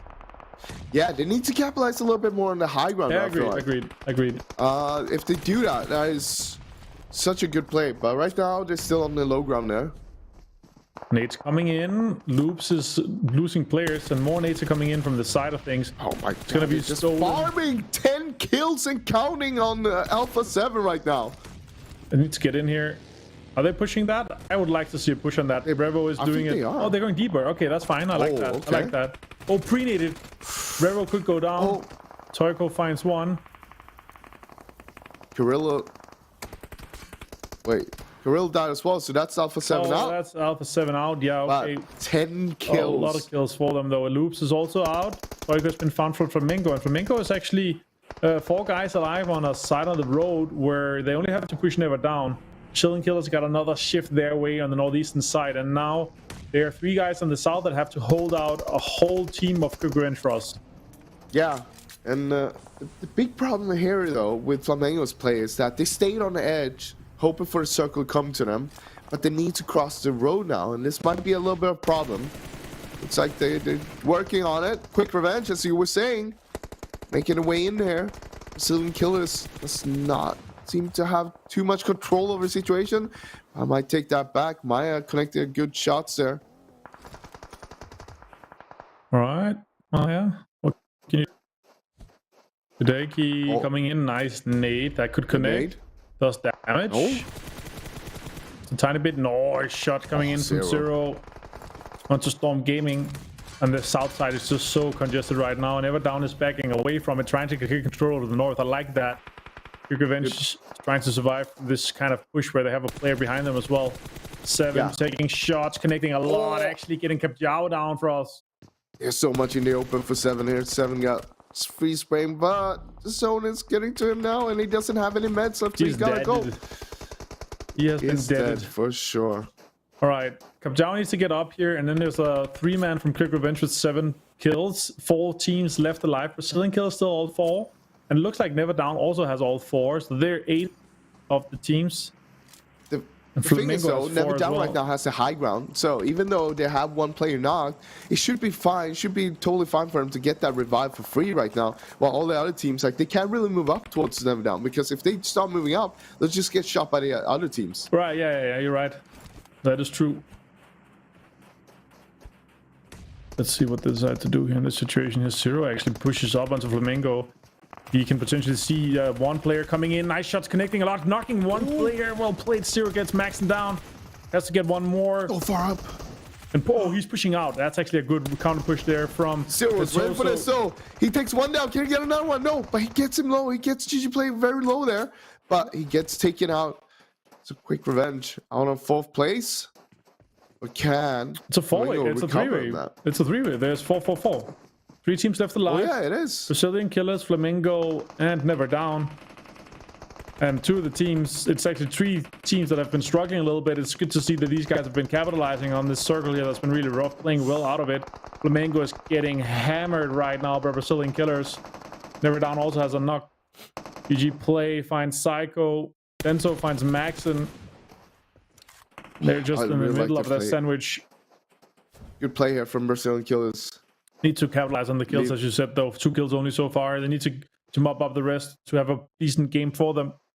Look at this, though, with Heideki up here on the roof. He can get so much information, and he's pretty safe here right now. He's, of course, outside the next circle, but so far he can gather all the information where they're moving down and making sure they can't move down on the east side, but they have to move down on the west side, forcing them into Flamengo, taking a fight against Flamengo, just for having one player here on this roof. And because of that, they can basically just force that fight happen and just clean it up afterwards. That's true. All right, Brazilian Killers. What are you gonna do here, Hideki? They're gonna get. Or he just wants the great job. Yeah, that. All right, it's Never Down actually pushes, and it's an alone send with a buggy, and now Psycho's pushing in here. Earthquake. More Earthquake. Ah. Paolo also getting Confusion down. Now Flamengo's just down to 1 player. I think they're out. Yeah, that is them out. And now Brazilian Killers are capitalizing on this push here. Over greedy push from Never Down. It kind of worked out, right? They took out Flamengo at least, but they're up here now against Brazilian Killers. They're in a way worse position to play this from, and it's gonna be super hard for them. We're gonna need to see a miracle here to happen if Never Down is gonna take home this victory here. But look at things from Brazilian Killers side. It's looking really bright for them right now, and they're getting a few more kills on top of it. Yeah, if they can clean up this one here, it's gonna be a 5-kill win with 15 points from the chicken dinner. That's 20 points. It's good to see for them. And the push is going on here, and he's going to get him. Gusta, well played from Brazilian Killers, Frost. That is a chicken dinner for them. The 2nd game here of day number 7 in PMPL Brazil. And that's what you want to see. That's the first chicken dinner here so far. And I mean, it's great to see this what it's talking about, right? Some bottom 4 teams coming back strong and making sure that they can capitalize on it straight away. Make sure you play right. And they did that. They played it like they want to play it, and it worked out perfectly for them. Yeah, perfect to see from them. That's a GG and a chicken. We're going to be back after this short break here with 3 more games of the day, guys. Stay tuned.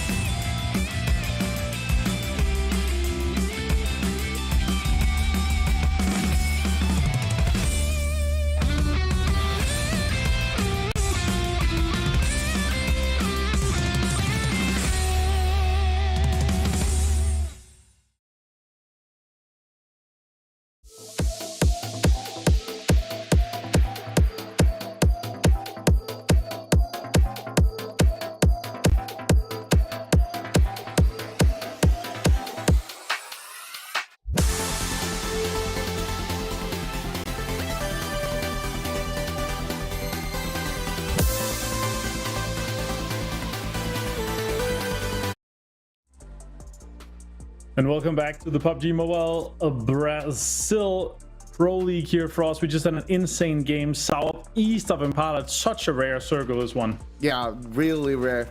And of course, we had a few hardships, but in the end, of course, it was Brazilian killers who took it all home and brought home that juicy chicken dinner. And they played that so well, though. You saw them, how they kept one guy on the rooftop to force Never Down on the high ground there to play and take the fight against Flamengo. So they knew, basically, from this moment here, they knew, all right, we have everything under control. We're just going to force them to fight each other. And then we'll just clean it up and make sure that we win this game. Yeah, exactly. Earthquake for that once again. I'm so happy to see Brazilian killers step in and take this one here for us, though, because they were obviously not able to play after the last qualification. They had a rough one. They had 49 points, and in this game alone, they're getting 20. So they just need 29 or 30 more to break their own record. And from looking at what last weekend was, it's going to be at around the 60-point marker. So they already got a third of the points, but they need to qualify for our league play. And that is great to see, of course, seeing those teams that were towards the bottom of the last qualifiers being able to step it up. That's what we're saying. They had a lot of time off. They had a lot of time to do their prep work. It seems like Brazilian kills have done that pretty well so far. Yeah, exactly. And let's take a look at the match results here for us. Let's see how that shapes off. We're going to be taking a look at our players, of course, the top players. Never Down is actually well represented here for us. Yeah, it's great to see it. One of the teams, of course, that also had a little bit of a struggle in the last qualifier. So great to see not just Brazilian kills, but also Never Down, of course, being up here. And we saw him towards the end game as well, being able to capitalize a lot on it. And look at the damage there from Psycho, though. Woo, almost the 1,000 mark. Almost 1k club for us, and that's those close. So Higosada and Psycho is also on the shared third, so there's almost 3 players from Never Down that was our top representatives here. We're going to take a look at our match standings once we're ready with that, and we're going to take a look at how many of our teams that were actually, you know, Never Down was one of our teams that didn't make it. Brazilian Killers one of the teams that didn't make it. So it's good to see some of these teams that didn't play in the last league weekend. They're potentially starting off in a really good situation here in our for day number 1 for week 2. Never Down 21 points for us, and Brazilian Killers, our winners of the game, the chicken dinner winners, got 20.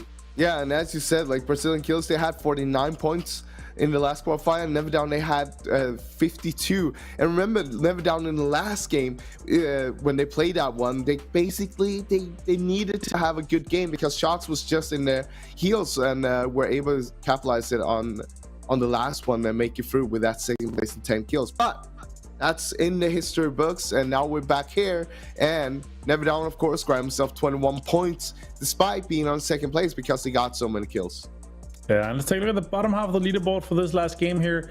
We're going to be playing 3 more games today. Smoke, Influence, Rage. Influence, Rage really didn't benefit from the fight with Ground Zero Mercenaries, and Ground Zero Mercenaries did not benefit from it either for us. Yeah, it's kind of hard to see, right? We're hoping that they would have a good one because they were contesting that jump, that drop itself. And it was looking good for some time, but they weren't really able to get anything working with those knocks, and they only ended up with 1 kill there. And then they had to scramble away with 2 people. I'm not even sure if they even had a vehicle towards the end there to even make their way into the circle. What happened there? Exactly. All right, let's take a look at our MVP for us and see how that shaped up from that last game here. I feel like there's a few opportunities to have this one here. It's gonna be Cyril. He actually had a really good game. 4 kills, 5 knockouts, 800 damage, and 1 assist for us. Really good. I mean, just look at the healing down. It's basically nothing. So I mean, basically he kept himself alive without taking any damage at all while doing all of this work, and then of course brought down pretty quickly towards the end there. But before that, being able to do that much damage, getting all those kills, all those knocks without taking any damage, that is huge. Yeah, insane to see here. And Kirkovenge, you know, they had a pretty damn good league week 1 here. They ended in 4th place, and starting off with this, I feel like they're kind of building off that confidence that they had in that last weekend for us. But definitely, and it looks really good. I mean, that's what you want to see, all the teams excelling and becoming better and better, and that's what we're going to see, not just from them, but from all of the teams. Hence, it's going to be harder and harder the further we go down here in the league itself, of course. So, I mean, now's the time, if any time, if you can capitalize it on it and make sure you grab as many points as possible early on, it's great for you. All right, overall standings for the qualification here in week number 2 for us. Let's see how that shapes up. After just 2 games, you obviously have a lot more games to go. And remember, we're playing 5 games, but the teams are sitting out one by one. But Alpha 7 is on top, 35 points, Loops 28 without any chicken. It was quite impressive so far. Quite impressive indeed. One thing though that is a bit concerning right now, for me at least, seeing Brazilian killers. Of course, they won this game, phenomenal game, but it's kind of what we saw in the first qualifier as well, when they got himself a 5th place with 3 kills and then a 3rd place with 2 kills. He got a lot of points in the first 2 games, but then they weren't able to keep that up. I hope though that has changed and they're able to keep this momentum going with that chicken and with all of those points. Yeah, I'm also happy to see Brazilian killers together with Never Down and Flamingo, 3 teams that really has needed to step up their performance. They actually did already here from just 2 games in our qualification for us. Let's take a look at the bottom half of the leaderboard. There's obviously a lot of teams that have only played 1 game so far. We're going to be seeing some of them down here. Influence Range is one of them. The teams that have only played 1 game so far, they're going to be playing the rest. The next teams to be sitting out is Black Dragons, Inco Gaming, Shocks, Esports, and Keat. Vivo Keat Stars, and after that, that's going to be Group B and Group A, so we're going to be kind of shoveling through that, and it's going to be completely fine as well for us. But here, any surprises so far, seeing anyone down here? Obviously, besides maybe Rise. I'd say Influence Rage as well. Seeing down here, it's not what you expect. But of course, both of those teams only had 1 game so far, and Influence Rage, as we was talking about earlier, they got dropped by Ground Zero, and they were taking an early fight. Of course, it didn't pay out. They only got themselves 2 kills. So, seeing that, of course, it's not the end of it. It's just the start right now. But I am a little bit concerned about teams like Shocks and Ground Zero being down there after 2 games. And also, you know, they've been down there before and they had a rough time. And that's where you're hoping to see that they could rise up from that and be further up towards the leaderboard already in this early stage. Yeah, exactly. After 2 games, we have a head-to-head ready as well for us to look at how they shape up against each other from this one so far. And it's obviously from game number 1 MVP and game number 2 MVP. It was Chief from Loops in the first game and Zero from our second game. And this is our total eliminations on total knockouts and total damage. And they're actually kind of close to each other here. Yeah, kind of close, but when it comes to damage, of course, Chief is a little bit above. But it also comes down, right, to us seeing Loops playing very aggressive in how they play. They like to shoot at everything that moves around them. They like to do that and capitalize on it, make sure that no one gets close to them. Well, Quick Revenge is more of a team that will be crashing into other teams, trying to make something happening. And Loops is kind of always sitting in a good position from the start, basically. Yeah, for sure. All right, that was our head-to-head from game number 1 and game 2. We have 3 more games for us, and we're going to be showing all of them right here to you. We have an Erangel coming up. We also have a Sanok, our kind of wildcard map, and the team not playing that is actually Alpha 7, Ground Zero, Mercenaries, Honored Souls, and INTC that's not playing Sanok. The rest of the teams are going to be playing 2 Wrangles. So that's really interesting to see how that shapes up. But the next game is going to be a Wrangle for us. Any predictions or expectations coming into this one? No, it's Sanok, right? Oh, it's Miramar, Yeah. Erangel, Sanok. Sanok. Yeah, it's Sanok next one. Well, basically, with Sanok in mind, I mean, Influence Rage, Alpha 7, Bootcamp, they're both playing. So we're going to have to see what happens there. As we saw on the overall leaderboard, Alpha 7 is sitting pretty good on the top right now, while Influence Rage is towards the bottom. But I don't think that's going to stop any of the teams from not taking the fight anyway. I think both of the teams just want to take the fight because they don't care too much about it if they would lose that game itself. They know, well, we're good enough to just bring it back no matter what's going to happen. Yeah, exactly. And obviously, going into our next map here, Sanok's going to be the wild card. We'll potentially see some hot drops, and the teams not playing is Black Dragon, Inco, Shocks, and Keat. So we could see a hot drop in the bootcamp, of course, for us. That could be kind of interesting to see. Yeah. And I mean, talking about Sanok with the teams that are going to be playing, there's 2 teams I feel like they're standing out a little bit when it comes to results on Sanok itself. It's going to be INTC and Art of Battle. 2 teams that have been able to play pretty consistent when it comes to Sanok. And well, while INTC maybe is a little bit better in terms of gathering a lot of points in both kills and placements. Art of Battle has been the team that has been only able to capitalize on points on either kills or placement points. But we still want to see that combination, getting points from both of those things. Yeah, all right, Frost, we have some minutes to go to game. Let's take a look and remind all of you out there about the format for the PUBG Mobile Pro League here in Brazil. We are playing 20 teams that is playing. That's happening right now. 5 groups of 4 teams, and they're playing to get into the top 16 to play the league days. And they're playing 3 weekends in the league days to get as many points as they can to in that league to play in the top 16 to then qualify for that final, Frost. Yeah, and of course, we played the first league days already 2 weekends ago, and then we had a little break, and now we're down here, as you're saying, top 16 teams from this weekend here, the qualifying will go on to the league days. And we had, of course, a few teams that missed out on the last league play, and it's always going to be 4 teams that won't make it. Hopefully, it's not going to be the same 4 teams, and hopefully we'll see some new teams that is not going to be making it, and make sure it's going to be a little bit spicy towards the end, you know? Yeah, exactly. And the prize pool we're all playing for here in the PUBG Mobile Pro League in Brazil for us is massive as well, $150,000. All the 20 teams, they have already secured themselves $6,000. So they're playing in the finals for first place, another $7,000, and the potential to take the ultimate prize for an individual prize, the MVP $1,000 prize as well for us. Yeah, it's great to see, of course, that all the teams are going to get $6,000 no matter what.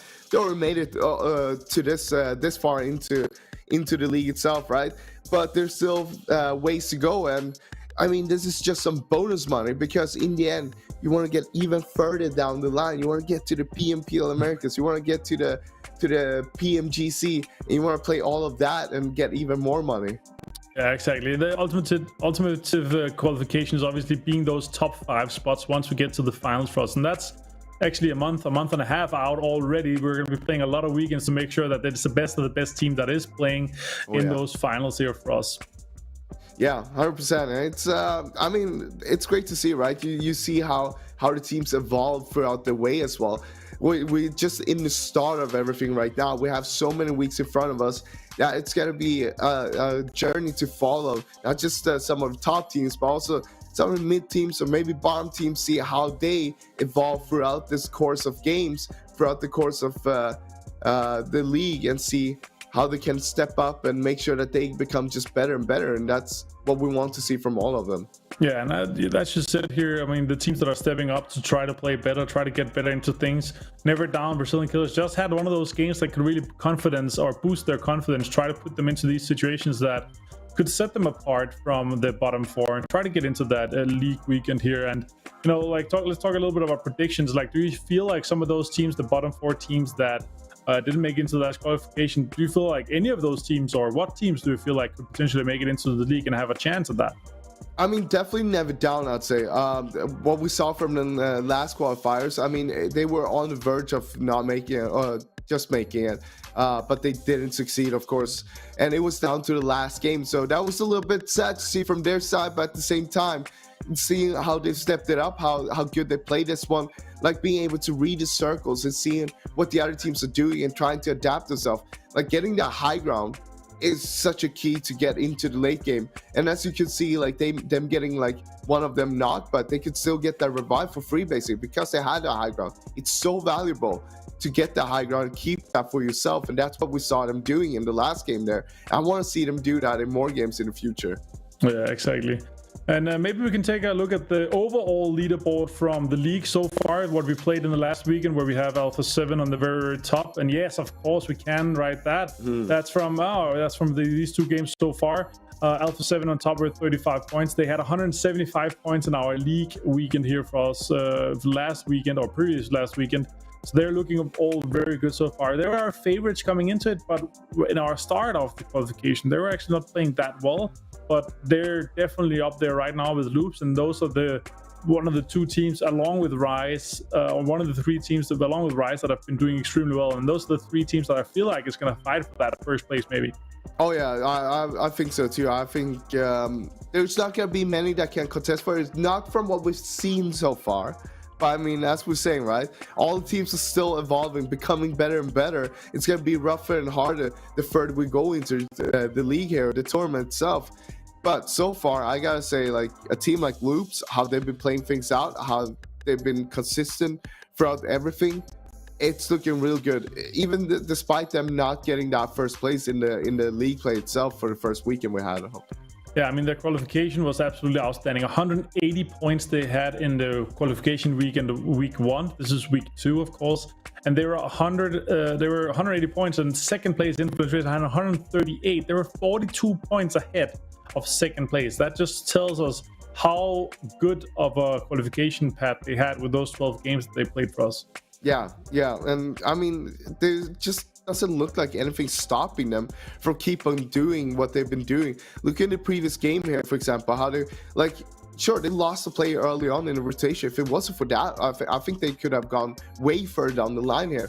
Because of that, they were a little bit stopped. They had a big fight with Alpha 7, and they both like got, interrupted a little bit. If not, I feel like both of those teams could have gone way further down the line here in the previous game. But because two of the best teams basically met each other and fought each other, both of them lost, because that's how it usually goes, right? Either it goes very one way, or it's going to be super even and none of them are going to win anything from it.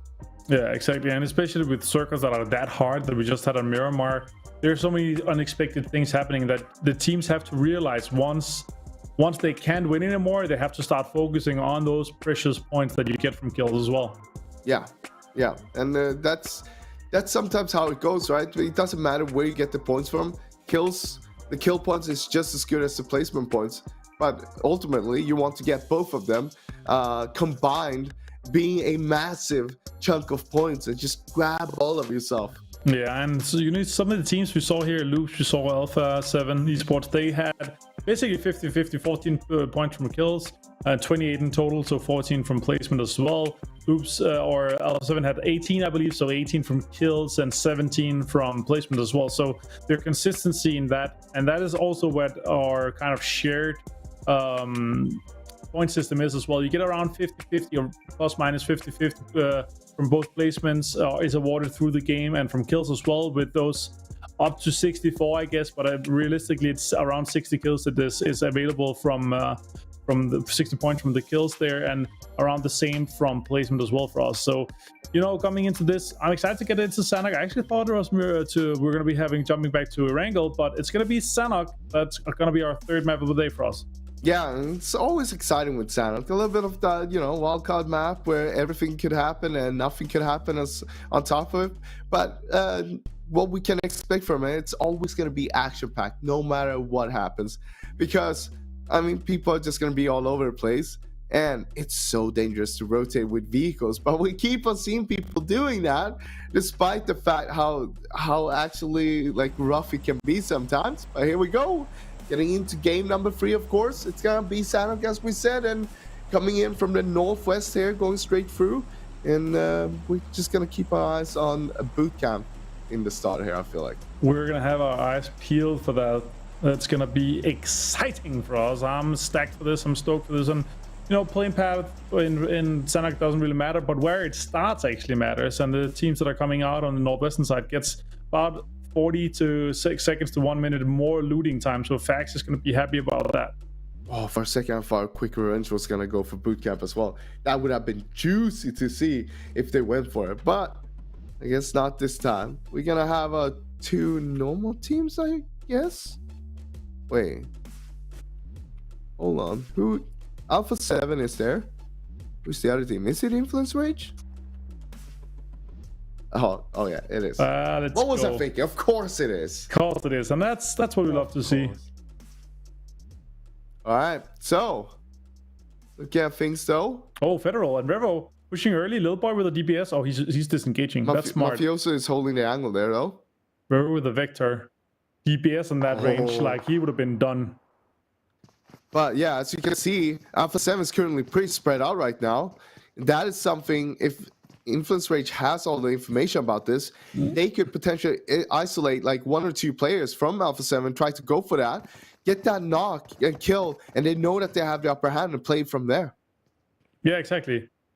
All right, let's see what Vero is able to do here. I don't think they're going to push out on this one here for us. I doubt that. That would be weird. Hold on. We have another fight going on the eastern side in Kampong. It's actually, Brazilian Killers and Flamengo is having a little early battle as well. Looks like Brazilian Killers lost one player already to Flamengo. But that one, nothing more is happening right now. Now we're going to be focusing on this one instead. Of course, this big fight that we've been talking so much about, and we'd love to see this one.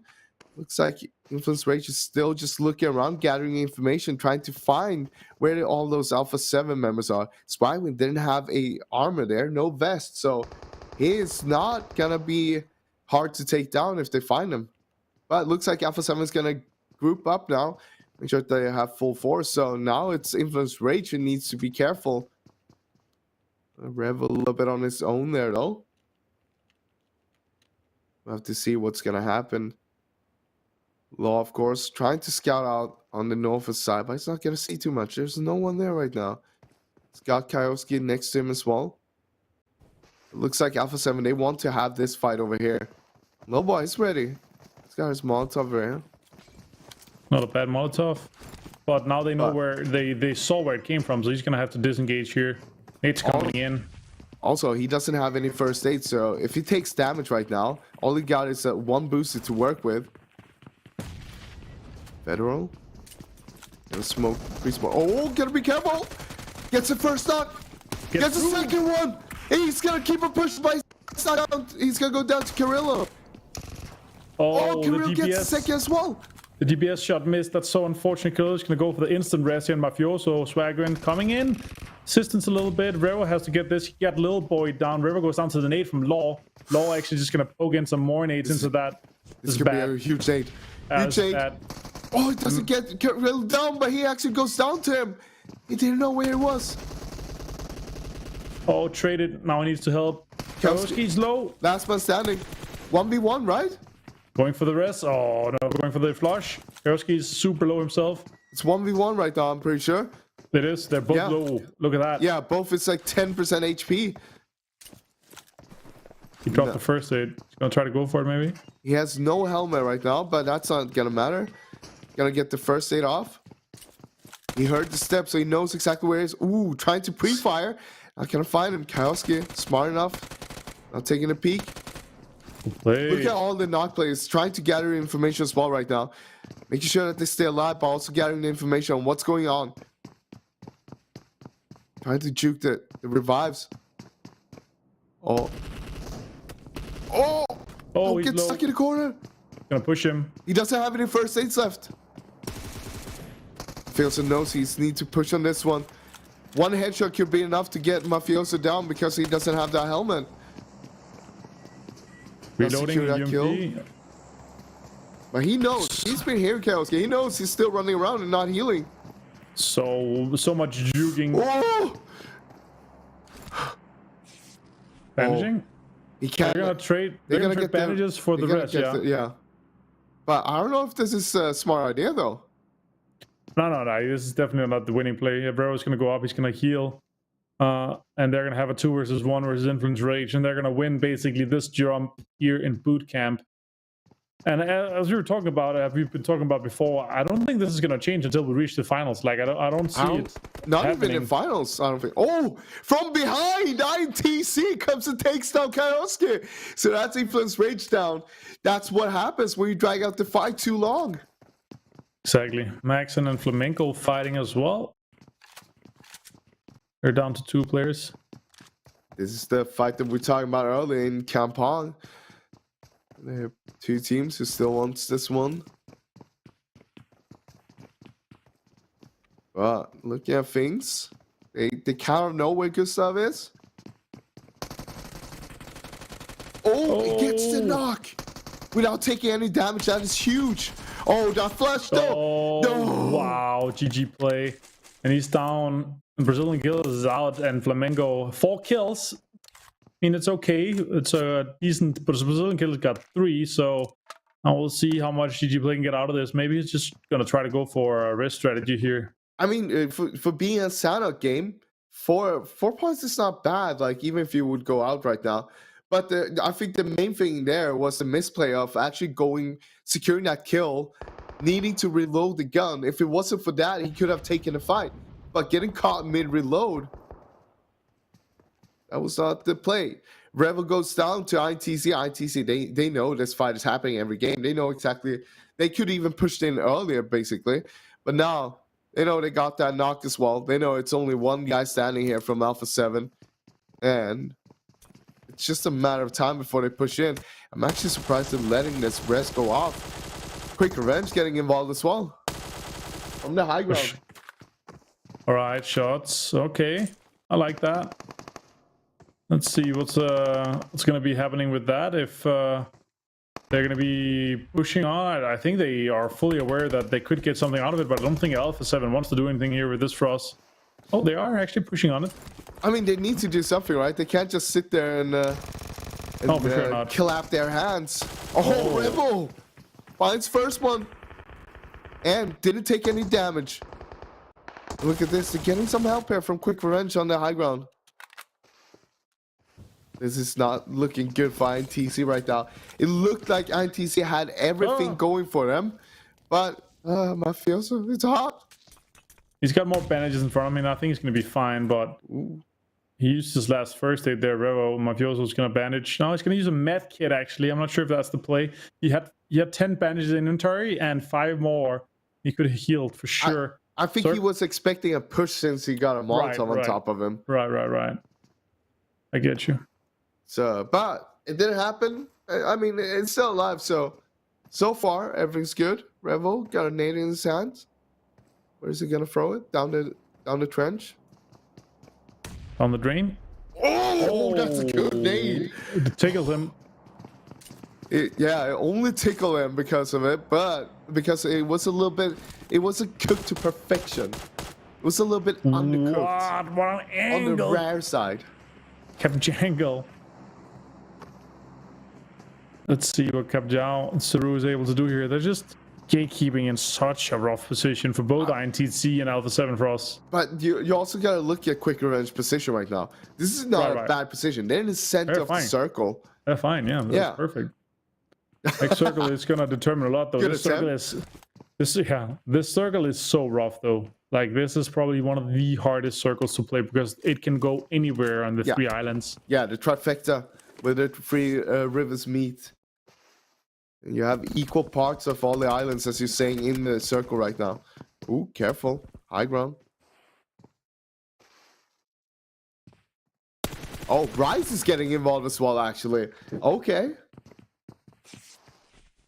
All right. More shots coming in from more fights coming in as well on the side. Ground Zero, Mercenaries, and Smoke, it looked like. Circle is going to be popping soon here for us. And it's going to pop now for me, or now. Okay, it actually goes south, southwest. I like it. Loops is in a really good spot. So is Out of Battle. Ground Zero, Mercenaries, and Smoke is the only team in the south fighting, while Storm is actually moving in on the east side. And a lot of teams is hurt. A lot of the teams with a lot of kills, obviously, is hurt here. Flamengo, 1 guy left alive. Alpha 7, 2. INTC, 1. This is a circle. A lot of action have happened in boot camp. Most of the action have happened there, basically. Loops, once again, find himself in the center of the circle. They're just extraordinary when it comes to positioning themselves. Ooh, Ground Zero. Trying to get something happening against Smoke. Here. They're in the open. Come on. There you go. Medusim beaning out. There's just 1 Smoke player left now. That's a very questionable play there, I gotta say, from Smoke. It's hard to push from those warehouses uphill, though. There's no cover. You're running in the open. But they didn't use any smokes. They didn't do any attempt to kind of ease in the raw. Okay, Ground Zero Mercenaries just like, all right, boys. You'd think they would use more smokes considering the name, but no, did not happen. They used nades instead. It's not going to connect, and the Ground Zero is just going to get themselves 4 kills and take out Smoke Esports. There for Ground Zero, of course, was him in the previous 2 games. Himself 3 points, so already 4 points in this one. They have lost 1 player though. It's still a good chunk of points, well needed for them right now. Yeah, for sure. And I don't think it's too much is going to change here in bootcamp because they are not forced outside the circle just yet for us. No. And that's the interesting thing, right? How long are they going to try to out-heal each other and outplay each other? Because right now they don't have too many heals and they're not capable of looting just too much more. the thing is, INTC could back off from this if they want to. Yeah. But they don't want to back off. They know they have them cornered in already, and they know that they can't go north side because they already know that Quick Revenge is up there, or now it's swapped out to Rice instead because they got shot from there earlier. And knowing that, they know that there's only one place for them to go, and it would be in towards them, or they're going to be stuck there. ITC could just disengage from this anytime they want. Yeah, exactly. Renans. All right. He doesn't want to expose his position, I guess. He'll let Revo go out there, grab some loot. All right. GG play out on the eastern side here. Last man standing. They, as we saw earlier, getting 5 kills. They have 9 first aids, level 3 backpack and helmet. Oh, someone's here. They're gatekeeping them. He was not expecting that. Why is Arnold Souls here? I don't know. They're so far away into the circle. Like they're south of Quarry. They probably had a slow entry to the circle without any vehicles, so they had to run. And they're like, "Oh, there's a guy here, free loot. Let's get it." It's so far out there. I mean, GG Play was definitely not expecting that. Nope. And I mean, so weren't we either. We thought he was just chilling out there, having a good time, you know. But yeah, exactly. Not a good time, at least. He did not enjoy those times. The south of Quarry team, 100 souls, has to move in, and they actually have quite a lot of space on the east side. Now, next circle is going to determine. I mean, it's very likely that we're going to go on the south side of the circle with Go north. Go north. But if north, if it goes in the center of the trifecta, exactly on top of Never Down, it's going to be insane. We could see what happens with that one. Rise in a good spot for that situation. I mean, Intense Game is still on the Northern Island. They're the only team up there as well. Yeah. The Sanak Masters, they know exactly where to go. Nope. Never mind. Loops is fine. Quick Revenge is in a good spot. They could take it. There's actually a lot of good compounds and warehouses and general areas and houses that are open to play. Art of Battle decided to go for the southwestern side of Ruins. That's actually really decent because you can swing out and kind of clear that west side once you go up to the hills south of Ruins and then clear that in front of you. Play back safe, but they have Fact Esports west of them. They need to play against them just later. The Storm is on the south and Ground Zero Mercenaries are moving into the circle just now on the south side too. It's very congested on the west side, very congested on the northeast side, with just 2 teams coming in from the southeast and 1 team coming in from the north. Yeah, it's a good choice from RF Battle because playing the eastern side, like up on the outside of War there, it's gonna be super rough. You're just gonna get pinched by all the teams, and north side is where you want to play later on, but you just want to make sure that no one else can take you right now. What? He didn't take the shots. He has 6 first aids. Okay, he's trying to go for heal strat. He's gonna go heal meta. That's fine as well because he's kind of close to circle. He has the information now though. That's right. That's one of the big things, right? Gathering the information, they can work with this. He has 3 as well. They could actually secure themselves kill points with 9 first aids. Look at this. They're setting up a trap. It's a trap. Wait, does he know? There's a nade in his hand. You saw him. Okay, naded it. Okay, that's a good nade. Didn't hit. Didn't connect. We managed to run out. Payne managed to run out before we got in. Now he's gonna nade deep again. Payne is gonna jump. Oh, traded nade. Patrick, gotta be careful. He's all alone over there. The rest of the Fact Esports is further to the west, pretty far out. If he gets knocked there, there is no comeback from this. Oh, it didn't connect. Didn't connect. Come on, one more time. You can do it. He's lining it up. He didn't predict it. Okay. All right, Fact Esports. They need to go assist now. They need to decide: are we pushing and helping now, or are we going to try to swing south on them? I bet Side of Battle is full 4-man with a nice 2 to split as well for us. Yeah, I bet Hugo's teammates were like, "Hey, Hugo, it's free over there. You can get all the loot. Go, go get all the loots. It's free." He goes there. It's like, "No, this was not free. You guys tricked me." Oh, our players using a lot of utilities on that. But maybe they have a lot in their backpack still. So the circle has now moved away from boot camp, and Mafioso is gonna go down to Nunes. Okay. To Nunes and Rice on the high ground. That is very interesting indeed. Rebel, last man standing, only 2 first aid, so he can't really heal too much out here. It's okay for now. Just circle 2, so not gonna hurt too much yet. Nope. It's gonna be fine. 2 first hits only though for us. That's not a lot for this situation. No, but He's gonna go for the loot, I think. Yeah, I think he'll go for to see if he can get more first hits here. Yeah, maybe.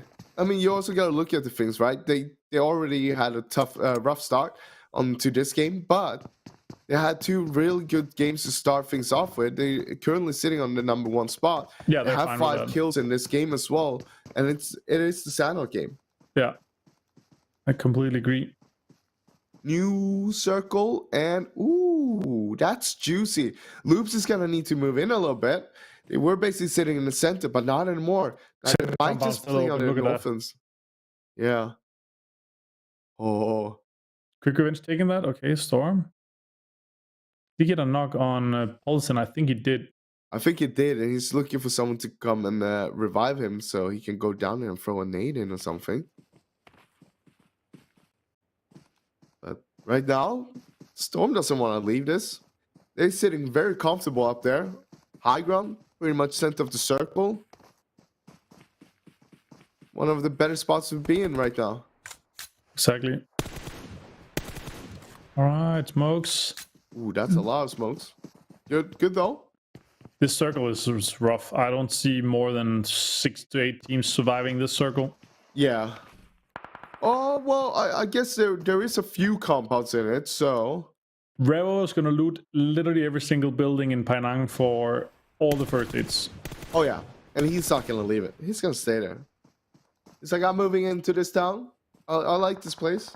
I have a river crossing it. We have some docks as well. And we have some warehouses here. Nice bridges. Front 6s.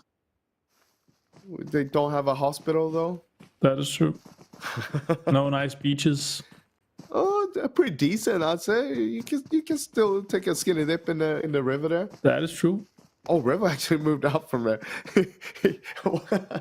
While we were talking about this, he actually moved in. But he does have 100 souls in his back right now, so he's got to be careful. INTC starting to move out from boot camp as well. Took them some time, but they had Rice holding him out. Tense game coming in from behind of Fact. Oh, and Fact actually has a knock. And the guys as well. In a rough spot there as well on the eastern side. And so on its own up there. The rest is by the bridge. Goes Painan. And they have Rice next to them down there. Yeah, I see. Look at Loops. They just controlling all of this area. They want their backs clear for later on. This is what we talk about when we talk about experienced teams playing it on a different level. They know exactly what they need to do to be able to play the next circle. They don't care too much about the current circle. It's all about setting himself up. Mufasa, taking a few shots. It's a few tags. Oh! Nade's coming in. Never down. How are they able to do this? What's going on? Never down. Eliminado. But they get two of them from Riso. Yeah. Which is huge. They shouldn't have Rice shouldn't have lost a single player to that. Circles popped east again for us. There's so many teams that is not inside. Honored Souls. Revo finds one of the Honored Souls players. And let's see if he can get the flush as well. This is the thing, right? Being only last man standing, he doesn't care. He's just gonna go for it. Instead of just Pedrino down left, and he's very far away. This is the thing, when you know, well, there's nothing else I can do. I can't just get as many kills as possible. I can't heal to get those placement points. I just gotta play this out. He's doing a phenomenal job doing that right now. Patrick, gotta be careful. Getting pushed by the circle, but he's still in the open here. Lucas in, nice shots onto Frog. That's a knock as well. Out in the blue as well. Yeah, Eminia's gonna actually knock Rafinha as well from Rice. Storm Gaming fighting Ground Zero Mercenaries. 32 first aids? Wait, what? Did Magnata have 32? No, Lucasin had 32 first Lucasin had saves. 2. Oh my god, he's gonna get top 4 at least with that. He's gonna get top 2. 32. That's insane. Start doing the math. How long is he gonna stay there? He's gonna be there until until tomorrow when we come back to Sanok. It's like 3 minutes healing. It's like 3 minutes, literally 3 minutes healing. So it's until 25 minutes. Yeah, that's when the game is gonna be ending. Yeah. So yeah, probably gonna see Ground Zero getting a second place and 12 points at least, on top of the 5 kills. Higosada, Nice. Higosada. good push Well there, played. playing around the rock. So Honored Souls actually got all their 2 knocks up and their 3 guys alive. Now they're going to be fighting Storm. Vero's in the center of the circle. He's going to try to survive as long as he can. And now shots are coming in on the south side. I'm amazed Revo is still alive and being able to play where he's playing. Considering like he was the sole survivor from Alpha 7 coming out from boot camp. There's a team somewhere as well outside the circle. 1, 2, 3, 4, 5, 6. Is it an intense game maybe? It might be an intense game on the north It's side. intense game. Yeah, it's intense game on the north side. You're right. Oh, I'm right. One player left alive for them. On the north, I just couldn't see them on the map. So they're close to Magnata actually. Patrick's still inside, trying to get inside the circle. Vero getting top 7 here is fantastic for them, for us as well. Yeah. All right, Patrick goes down there dead. That's out of battle out. They ran out of first, so that's top 6 for Alpha 7. Well, unless you have 20 plus of them left in your inventory, you have a big battle against Lucasin. Intense game goes out. One of the teams that was on the north side in the blue. And Zero keeps on frying out. Previous MVP. Trying to reach that spot again. Can't really find the little snake in the grass. Oh, he didn't hit him. He got the Magas. He saw it. Oh! He knows. He knows. No Getting names, back up only as well. smokes. Vero is just letting Cap There you Yao go. and the boys from Kick Revenge cleaning up everything here. Vero might get top 3 from this, or top 4 at least. That's insane. Revenge. More shots coming in. Storm Gaming under so much pressure for us. Quick revenge. Still 4 men up as well. This should be their game.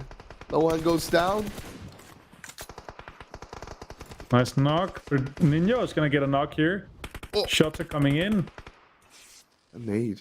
Looked like it just exploded above his head. Doo-doo. Not finding anything with those Molotovs. Higosada found Ninja. Now they know that Honor Soul's in the south. Vero's in a really rough situation. He's got multiple teams above him. He found him No one actually. goes down again. Vero gotten down. He is 5th place, and Storm goes down in 4th. Now Ground Zero Mercenaries is surviving as we speak. Just healing still. And I think he's close to running out of first aids now. Close, yeah. You said about the 25-minute mark. We're just past the 25-minute mark, so it's I think he has maybe 30 to 40 seconds left in it max. Because he could wait a little bit in the beginning. He could wait with not popping it immediately. No, 5 left. Okay. Yeah. Yeah. So 30 seconds, 40 seconds. Good calculation. Yep. He's hoping that this fight will end very, very soon. Yeah, so he can get the second place. It's 2 more there you points. go. He did get it. He did. He got the second place. Second place with 32 first aids. That's actually deserved. That amount of first aids is insane. Like, Yeah. it's too much. I'm actually amazed. I mean, five kills on top of that. That's gonna be 17 points to them. Yeah, exactly. That is huge coming in for them. Massive. He's gonna be shooting. No shooting. He's just like, oh no, nobody there. It's fine. All right, Lucasin securing second place, but it's quick revenge for us with a chicken dinner. Another one of that one. Actually, it's good to see from Quick Revenge that they're able to close this one out. Yeah, really nice. We've been talking a lot about them being one of the top 5s, and this will be from one of those teams, right? Being able to do it on a game like Sanok, on a map, like Sanok, and just keep it all 4 up towards the end game. Yeah, we have 2 more games to go. We're gonna be right back after this short break, guys. Stay tuned.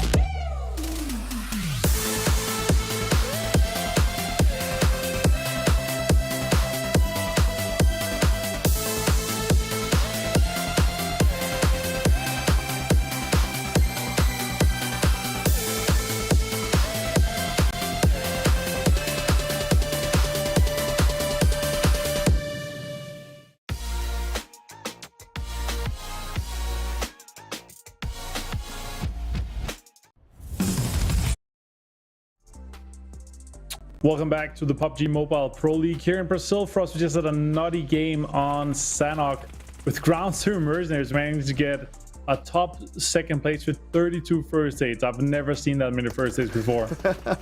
Well, it's bound to happen. It did happen in this game. Quick Revenge, though, they had so much control. It was like towards the end, they were the only team with 4 man up as well, and they were just cleaning stuff up from left to right. And it was no doubt that they were gonna win this game.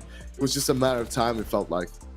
That's pretty impressive considering that they started gatekeeping some of the bootcamp teams and they went on the east side, and there was actually quite a lot of teams on the east side, and then they managed to get in across the bridge and take that kind of area southeast of Loop. So managing to keep a hold of it and staying 3-4 guys alive for that long is just crazy.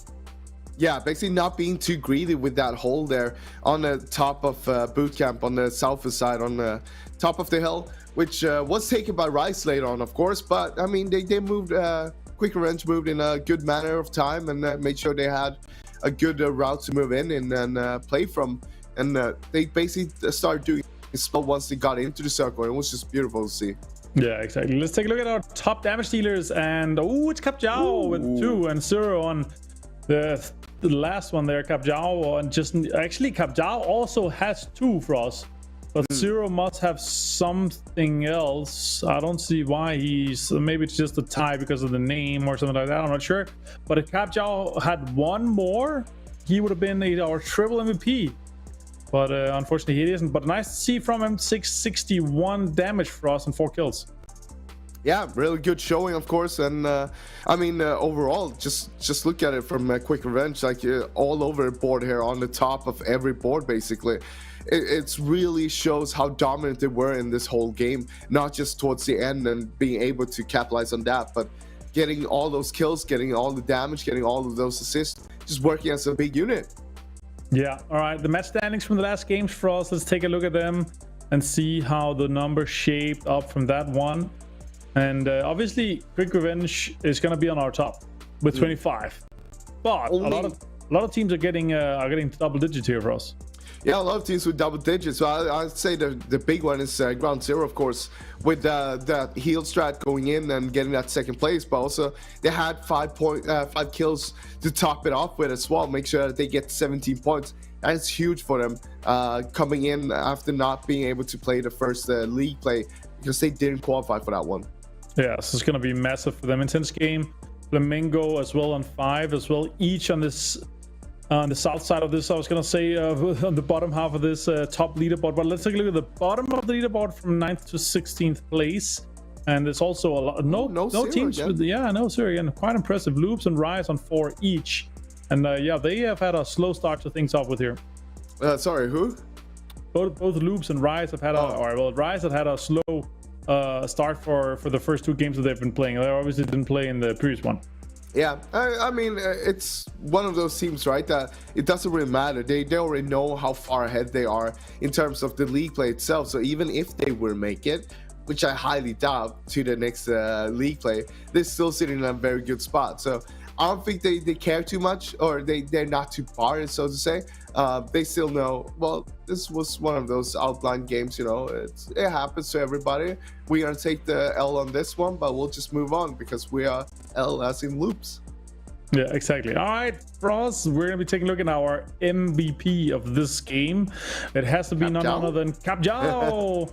That's a nice picture as well. I've been 4 kills, 4 knockouts, and 661 damage with 2 assists. Pretty much healing, but they were also fighting for a long time throughout this game for us. I mean, for a majority of the game, they were basically just fighting, not just towards the end, but like we saw them taking shots from the early on in the game and then moving in and trying to just hold their ground there, holding that split. And that because of that, they took a lot of damage. They were dealing a lot of damage as well on top of it, but it was pretty even numbers throughout the whole team though. But Capjao stepped up a little bit more than all the others, of course, making him the MVP for this game. Exactly. Good to see from Quick Revenge stepping up to this and having one of our harder maps to play, and they're jumping into things like that. we can maybe take a look at our overall standings after 3 games to go here for us. We have 2 more games to go. It's going to be one Erangel and one Miramar. Of that, Alpha is still in the top, but Big Revenge with a chicken dinner splits them into second place, 10 points ahead of Loops. Yeah, 10 points ahead of Loops, which is a pretty good point gap there. 10 points is a lot after only playing 3 games. But of course, Loops, we saw him being on the bottom of the leaderboard here on the last one, but still keep himself in the top 3. But we still have teams like Brazilian Killers and Never Down. Only 2 games played, but it's still top 5. That is great to see. Very evened out already, obviously, because we're looking at this. But looking at Never Down, Black Dragon, Flamingo, these teams have only played 2 games. And having 20 right now, they are technically ahead of our top 4 right now in terms of, well, not Big Range and Alpha, but they're in a really good spot because they're playing one more game on the day here. So it's good to see that they're sitting really comfortably, especially Flamingo and Never Down and Brazilian Killers. They really needed to have a good start off here for the qualification. But let's take a look at our bottom half of the overall leaderboard for this qualification day. We're playing 2 more days after this. We're also playing tomorrow and Sunday. And the teams are going to be playing 12 matches in total to try to get a hold on that top 16 for us. What do you think about this leaderboard here? I mean, seeing this right now, I think there's 3 teams that we didn't expect to see down here right now. I'd say from the bottom it would be Influence Rage, and then you have Rise Esports and INTC. Maybe Vivo Kid as well. Those are teams that shouldn't be down here, but I mean, some of them only play 2 games, and you can have 2 outline of games sometimes, and it's not a big deal, I'd say. No. We're just on the first day as well on the qualifiers, so still so much to play for. Yeah, and our top 16 teams last time was 59 points with 52 points on that 17th place. So around the 60-point mark is what we're aiming for the teams to be safe. It can, of course, change with if some teams are very top heavy, it's going to be a smaller amount, or if it's very evened out, it's going to be a higher amount. So we can obviously take a look at that once we get into things more. But 2 more games, as I said. The next teams that's going to be sitting out is Alpha 7 Esports, Ground Zero Mercenaries, Honored Souls, and INTC for us. What do you think about that? It's gonna be interesting because we're gonna go back to Erangel as well. Yeah. And I'm delighted to see Alpha 7 not playing as well because they've been towards the top there, and I want to see if we can see maybe Quick Revenge taking that top, being on the Erangel, of course, being one of their stronger maps as well. One of the 2 maps that they won games on, which is Erangel and Sanok, and they had 2 wins on each of those maps so far here. And seeing that, I feel like there's a high chance we'll see them take that number 1 spot after this next game.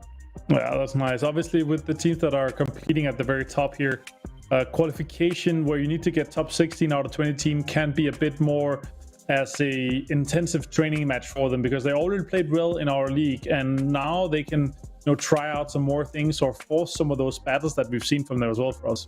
Yeah, and that's what it comes down to, right? Making sure that you're just practicing stuff and perfect that while you're in the games here.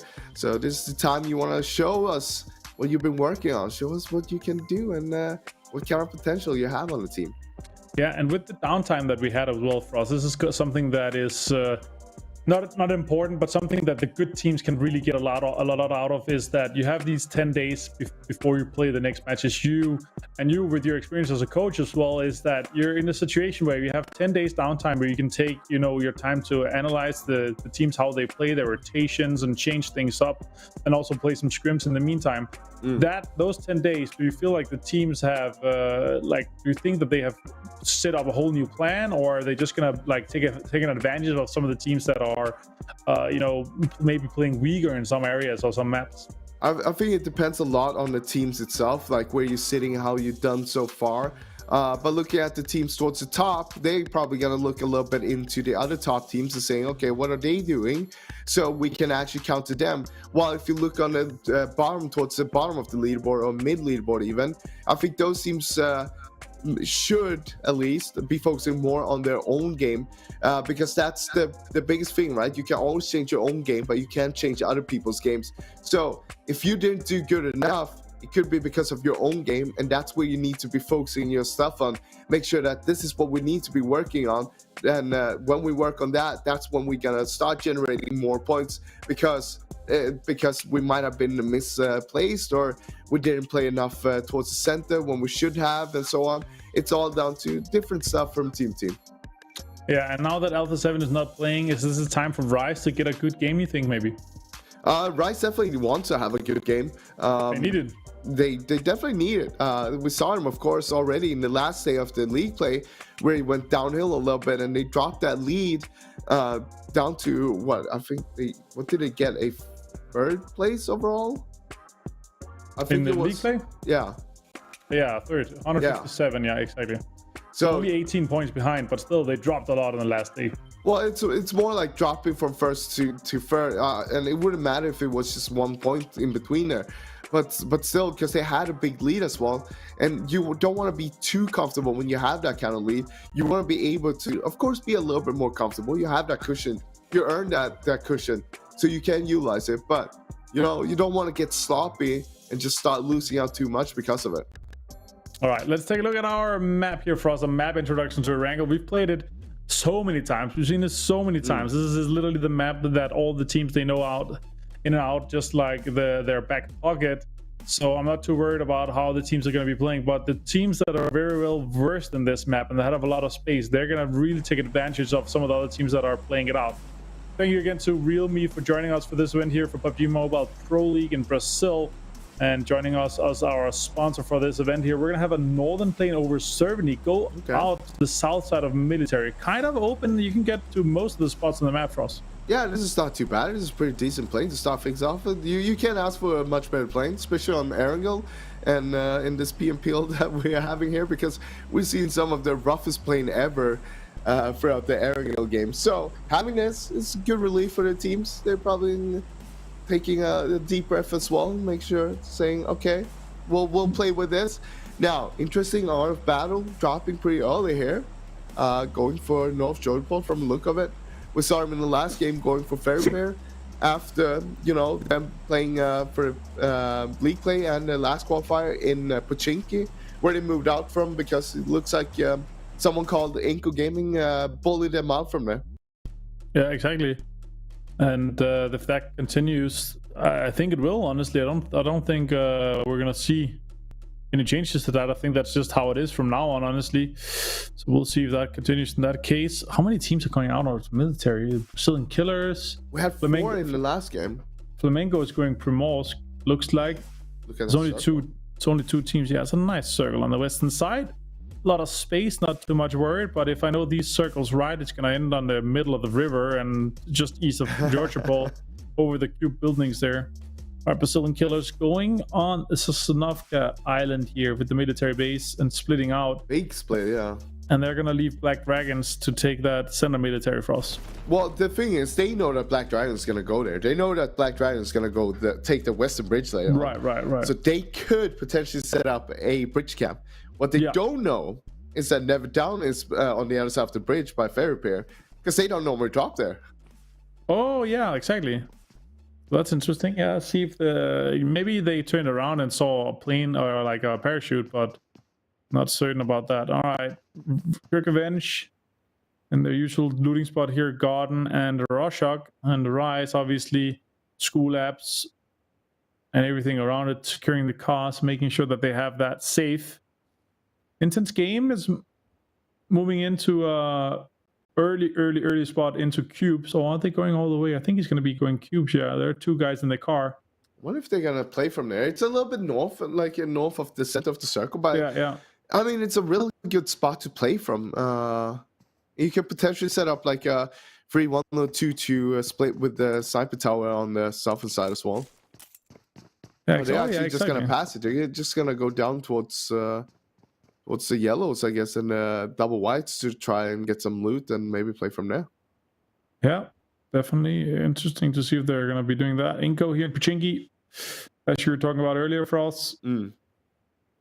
But I'm still kind of curious that, Ingo, they did get 4th in qualification last time. Yeah. But they got 11th in the league, and now they're getting Pochinki to themselves. And I feel like Pochinki is obviously one of our, if not the best spot, then at least top 3. I'm kind of surprised that no more of the very high up teams are taking that and contesting it. But at the same time, if you're one of the top teams and you're already you're playing good without actually having any troubles from your drop spots, Why change it up, right? Yeah, you're right. So I feel like there's no real reason for him to change everything up. But influence rage here, though, they gotta be careful. They have smoke pretty close to them here in Yasnaya. Yeah, true. This is like the only place we have two teams close to each other. I highly doubt we are gonna have any huge fights going on, especially influence rage right now sitting towards the bottom of the leaderboard. They shouldn't be there. We know they're better than that. Second place in the qualifiers and 6th place overall in the league so far. So they know they don't want to be down there either. Exactly. All right. Circle moves in, loops on the eastern side, influence rage on the eastern side, fighting in potentially in Yasnaya with smoke.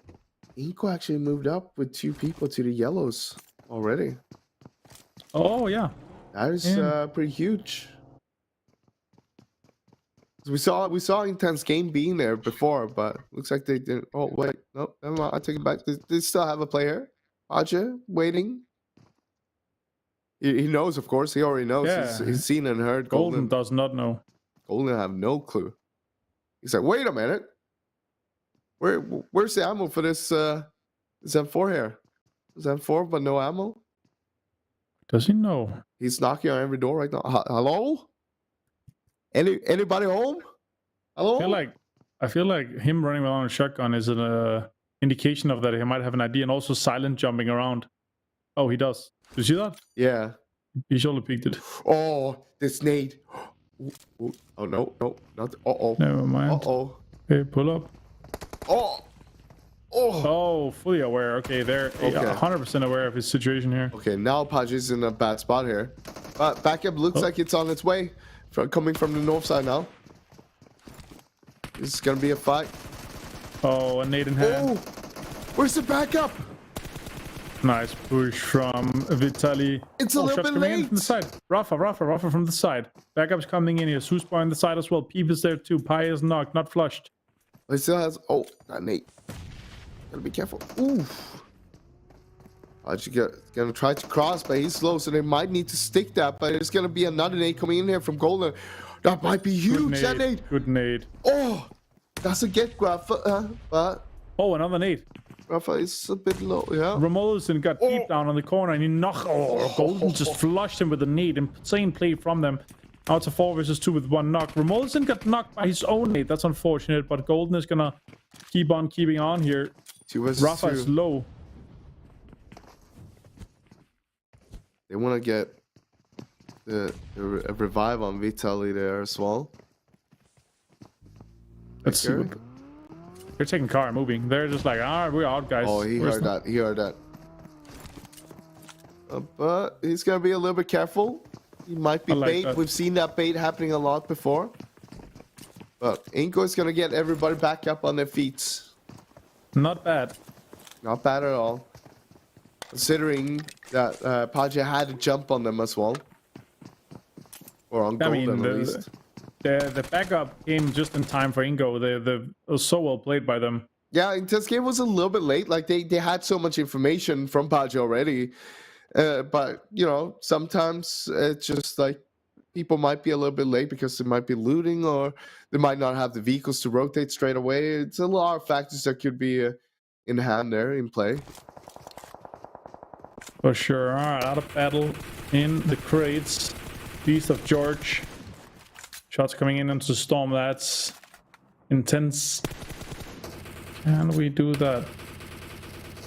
Shots coming in. DB28. Not connecting too much just yet. Not a bad spot. Not a bad spot at all to play from in this first circle here from RF Battle. But they are doubling it down on it and having... Wait, no, they have actually a 2-2 split with 2 on the crates as well. That's pretty good. Yeah. Not bad. They can work with that for sure. Never down. Ooh. I'm looking at the map right now. This is the first time we see Black Dragons taking the eastern bridge instead of the western bridge. So they're aware. They might not be aware, but what I like with that move is that they're trying to be more unpredictable. Because I would probably with everybody else predict that they would go western bridge, which I did earlier. Yeah. And this is what you want to. You always want to be unpredictable by the other teams. Exactly. So No matter moving what you in do. for us. Let's see this next pop. Oh, it goes north. Basically. Ooh, 60-40. 60-40. Now the cubes are massive here. If you can get the cubes early, that would be insane. All the teams are starting to move from the south, from the east. Is RF Battle gonna take Cube? I hope so. Or they'll take the garage compound. They could do a 2-2 split. No, they're not. They're going into what? They're going into crates. What's going on? Or they're going across maybe and taking flat top on the other side? Taking flat top on the western side there. Yeah, I think you're right. Oops, Kadosa and these guys are moving in, crossing the eastern Rostock bridge to try to get on that northern side to get into a good position. Quick Revenge might just get Cube for free, but the thing is, in this circle, you'll expect Cube to be taken already. Yeah, for sure. Oh, Rice is gonna drive straight into Quick Revenge though. No, they actually stopped just before. I think they saw them ahead. Oh, they actually got a knock. Oh. Saw a knock in the feet. Oh yeah, Nunez got Higosada down. Quick Revenge is down to 3. I don't think they're gonna be able to rest him. No, he's done. I'm pretty sure Quick Revenge stopped there because they wanted to scout out Cube and take it if it was free or see what's going on over there. But because they stopped and needed to scout that out, Rice came in behind and just like, all right, we'll just get a few kills here. And they might even get Cube after this fight. And they're gonna be like, where are all these fishies? Fishing with the grenades, maybe? Any dynamite stick fishing maybe here? This could be insane. So he's going for the info. He sees Zero on the other side, and he's gonna try to push him over there. Yeah, look at how they triangulate him like right now. Oh, that's one disgusting. on each side, and then Nunez is just chasing the fish. He's the alpha, the white shark of the water right now. This is rough for Zero. They just want to try to survive, try to get the most out of it, but nope. Oh, have you juked? Oh, maybe if he's able to juke them and get all the swim like on the western side, he could join his teammates at the cube. Or just stay in the river for a very long time until Rise leaves. Could do. Inco on the move. They might take our battle's last spot there, the flat top. Looks like they are. Gonna settle for that. Really good spot. Oh yeah, that would be sick. Zero has lost a lot of life to staying underwater for too long, basically losing his breath. Yeah. Circle is moving slowly, and we're soon gonna see where this circle is gonna end on the very end game for us. Looks like it paid off for Zero. Despite losing that health, he's still alive, and that's what matters most. Beaver Kid in the South George here. Trying to hold the bridge, trying to see if there's going to be more people coming across, but also that's a potential escape route for him going north if needed later on. Rice is going to try to crash into Cube here. Oh, he has a nade on smoke in hand. Nade. Insane Kapjao. Oh, one more. Kapjao is just cleaning up. One more shot coming in towards Rafinha. Nades are coming in. Kapjao is just, they might be able to clean up. Don't forget about Zero as well. He's on his way, coming in from the east. It's a good nade. Low hand himself though. Low hand. Low hand. Oh, good nade from Mythic. Of course, it's Mythic. Yeah. Oh, he's gonna get pushed as well, and now Zero has to move in and chill. Circle popped, and it went a little bit south, centered on top of the Ingo compound with the flat top just east of the crates, east of Georgia Bowl, the container area. And yeah, this is when you're out of battle, you're face palming a lot and saying, we should have stayed. Why did we leave? Yeah. But that's how it works sometimes. You can't always predict what's gonna happen. And I feel like the move they made was not too bad, honestly. No, like the flat top on the other side, Georgia Bowl is pretty damn good for sure. Doo-doo, going doo-doo-doo-doo-doo. It's not Silence AK, but it's definitely shooting. All right, Storm Gaming, what can you do here? Oh, more nice. Okay. Brazilian Killers actually moving up and pushing on to Racing. I like this. Being Brazilian Killers being aggressive. Yeah, 2 kills so far for them. And they're holding on to the west side. They have a lot of teams ahead of them, though. Oh, Zero. Into the circle. Oh, Zero is gone. Little boy found him. From hero to Zero. Oh, What a yeah. surprise. It's almost like we've never seen that happen before. What is going... Not There is even I this- can park a car like that. That is nearly parked perfectly. It's really good cover though. Oh, yeah, yeah. Oh, yeah. Come on. I need a little bit more nudge here. Tap me. Tap me Guys, again. Please. Help. Tap it again. One more time. You got this. Ooh, little boy, more shots, sending him that way. It was a very small parking space, so he was like, okay, I'll just put it on the back. Yeah, that's true. Alright, Law, what are we gonna do here? Shots coming in from Adrian. Ooh. Onto Shocks. Taking shots on Shocks. Shocks is already down to 2 players as well. Might be 1 now, yeah. Goshen, that's unfortunate. Phoenix goes down. Now Cielo's gonna stay in here. Ooh. Alright. What do we have going on? It's getting a lot congested right now. And we still have the River, of course. Playing the 50-50 card, as you mentioned, in the start of the game. Yeah. Predicted it. Saw it happening. Traveled from the future. Traveled from the future. Yeah, that's not a thing though. Like, not out of battle here inside those containers. And he's definitely hoping for a circle their way. Otherwise, they're going to be really sad that they left that compound that they're shooting at currently at Ingo.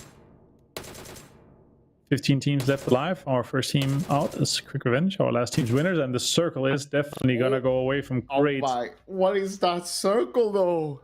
That's a cube / flat top / Harry Potter ending right there. There's going to be a lot of fishes in the water now, that's for sure. If our battle didn't facepalm in the last circle shift, they're definitely doing it in this one. But They as you say, double facepalm now. there's going to be a lot of fishes in this one. The question is how many? The question is who gets the rocks above there. Art of Battle actually went for it early. They could have got a good game out of that. Federal did some shots, gatekeeping, being a nuisance to smoke. Yeah, not much happening, but Influence Rage finally getting alive here from the look of things. 4 kills, 4 points on the board so far. In this game at least. This typical loops, shooting everything that moves, no matter the distance. It moves, I shoot. They are barely outside the circle, but not too shabby to play from if they can hold that hill on the northwestern side. Loops is just taking a bit more shots. Taking that out. I think Loops is actually okay here for us, as you mentioned. I think they're going to be able to get all the kills from this if they play it right. But you have Fact Esports next to them. Oh, they are aware though, and they have the better spot against them right now. Yep. Nobody is coming in from the west side, I feel like. That's a good nade. Smoke? Smoke, yeah. They have no one coming in from the west side though. I'm assuming Vivo Keyed and Shocks are staying. Oh, that's a nade and a half. That's some artillery looking nades right there, coming in with some mortars. Oh, that's a in 2000x zoom. Shots coming in from Itaki, getting one more from Flamingo down. 2 of them, well played. Gusta helping as well. In the background, now he needs to heal. A lot of rotations in the path there, and they're going to go into the water for us. It's time for the fishies. Storm Gaming still fighting on the north side here, and Vivo Key is actually third partying this, driving in below them for us. This could be interesting as well. Chief needs to heal in first aid. Loop still having a little bit of trouble with Fact Esports. You'd think they cleared it up nicely and quicker with their positioning, but they have full control. Frog is not in the water yet. Nice, good shots there from 7. And Storm Tursin might be able to get this res off here. 10 seconds. That's a risky res, but that's a big res for sure. Can you make it? I'm not sure. It's fine. Yeah, looks good. Need that do. All right. So yeah, they're fighting on the edge of the circle here, edge of the next circle. Yep, indeed. Shot from behind. I think it's Inko from the flat top taking some shots here. Looks like it, indeed. One man down. Ooh, more shots coming in. Oh, that's so annoying when you're trying to take a fight. You're like, stop shooting at, shoot at the other ones. Yeah, exactly. All right, Gusta, can you make things happen here? Oh my god. No nades. Vivo Key could be in a rough situation. Nades coming on. Dudu actually taking down Diego. Oh. No. That's a lot. They have a lot of good high ground potential here. Cielo is low. Diego He's down. been knocked as well. Adrian left. And Dudu's gonna jump into the water. And they're both on fire. I'm on fire. They got him. Dudu's gonna be really low himself. He's gonna be able to heal. And now Storm actually survived this encounter here for us. Yeah, sorry. And it looks like they're gonna get the rest off as well.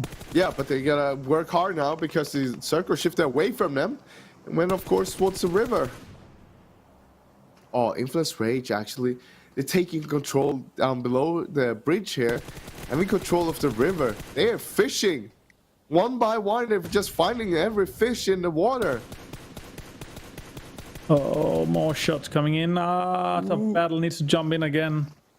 Influence Rage is actually in a good spot here, as you're mentioning. I kind of like this, especially having actually four guys close to this. Oh, that's a dynamite.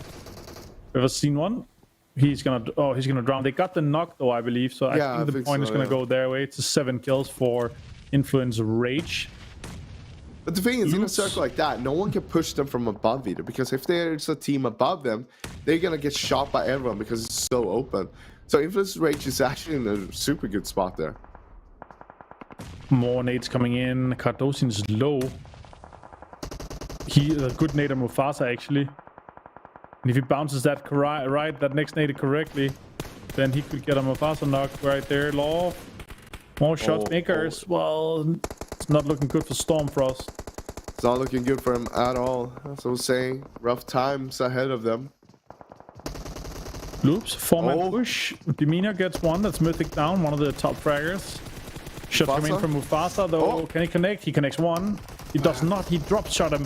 Nunez last player alive. Rice needs to try to defend this.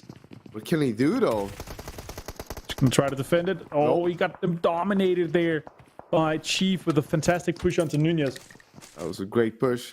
Also, of course, C-Loops working all together with that push, not having anyone stay behind, because knowing that, hey, if anyone gets knocked, just gotta get that trade straight away. Just make sure you're not blocking the rest of us if you get knocked in front. Exactly. Brazilian Killers and Storm on 8 kills each. Influence Rage on 9. Loops on 6. Looking really good for the top right now. 10. Probably even more now. They're looking for more feet. Oh my god, what is that? 4x BP28. Oh, it could be stolen. Look at that circle. Influence Rage is literally laughing right now for us. Yeah. They're like, he could actually get another knock. No, didn't. Disgusting here for Federal. A knock on Remolzin, and they're trying to get rid of Storm Gaming here. Storm is just trying to survive as long as they can right now. Well, Federal with this gun here is just OP. Like, it's disgusting. Oh, is he just gonna try to? Oh my god, he got another knock through it. Got the kill as well. 11 kills for Influence Rage. This could be a record breaker. 12. It was 21 we needed. Yep. So 9 more kills, and there are definitely kills available. There's honestly a high chance, but now the big thing is Loops is moving in. They gotta take care of that. They need to get the kills on Loops. That is the biggest threat for him right now. Brazilian Killers, 4-man driving into the water. Yo, looking at this right now. Rage is not in a very bad spot with Loops on the other side there. Oh, they got one down, little boy. That's good. Federal gone down though. Another nade coming in for Koski. That's 2 knocks. Chief takes Gusta. But that's not going to do anything because this is what both of those teams seem to be focusing on. Influence Rage and Loop seem to focus on each other. That's the only thing holding each other out right now. Yeah, basically, whoever wins that fight is probably going to win the game. Yeah, Kioski is on a flank while Little Boy and Law is trying to hold on to that. Brazilian Killers might be able to get some... More fishes added into their water. All right, let's see here. What is Inko able to do? One is in the water. One is going to be pushing on foot. Influence Rage wants to keep the western side clear, but Loops is trying to counter that for us. Yeah. And Kajowski is on a push onto Toiko. Oh, Official is actually up on the rocks there. It's not a bad play. Not a bad play. He's still inside as well, the next circle. Yeah, but Vitalik would definitely backstab him. Yeah, that's his biggest issue. Loops, Chief, getting the sniper tower, which is still inside the next zone, by the way. It's going to take some time before he sees him here. Oh, It's going to take a long time before he sees him. Chief could take some shots. He has an idea that there's a player behind him here. yeah, but he Just doesn't know gotta exactly find him. where though. Just got to find him. Kajowski knocked. That's not good. It's not good at all for him. Oh, He's Vitaly- not going to move. Circle he's not did go gonna see north. Vitaly. One Look at that loops. foliage. Yeah, it's insane. Look at the circle though. It went north. Literally the only two players inside my. is Toiko and Chief. Wait, Cardozo is inside as well. Oh yeah, he is. Oh my god, that's disgusting. Okay, Nate. Oh, this is a great Nate. Nate and boom. Boom shakalaka. One more. Yeah. Yeah, yeah. And the flush, maybe. And then Official already put down 8. Oh my god, Vitali with an insane knock onto Chief. Okay. The rest went off. Might still have a game here. Could definitely have a game. Brazilian Killers, it's actually looking pretty decent considering everything here. But looks like Loops is gonna get that res off. Vitali went into the water. Ooh. We got blown up by Gusta. 11 kills for Brazilian Killers. Another good game for them, for us. Yeah, that's a huge game. This might be their week. Might be their week.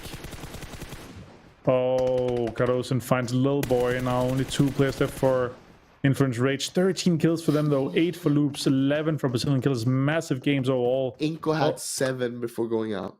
Yeah. Insane game. Influence Rage is not gonna win though, I feel like. No, it's all about Loops right now. They have too much control. There's almost 0% chance that Loops will lose this game. Yeah, for sure. I think you're right. I mean, like, who's gonna contest them? No one can basically contest them. Let's see if they're able to do so. He's looking for fishes in the water.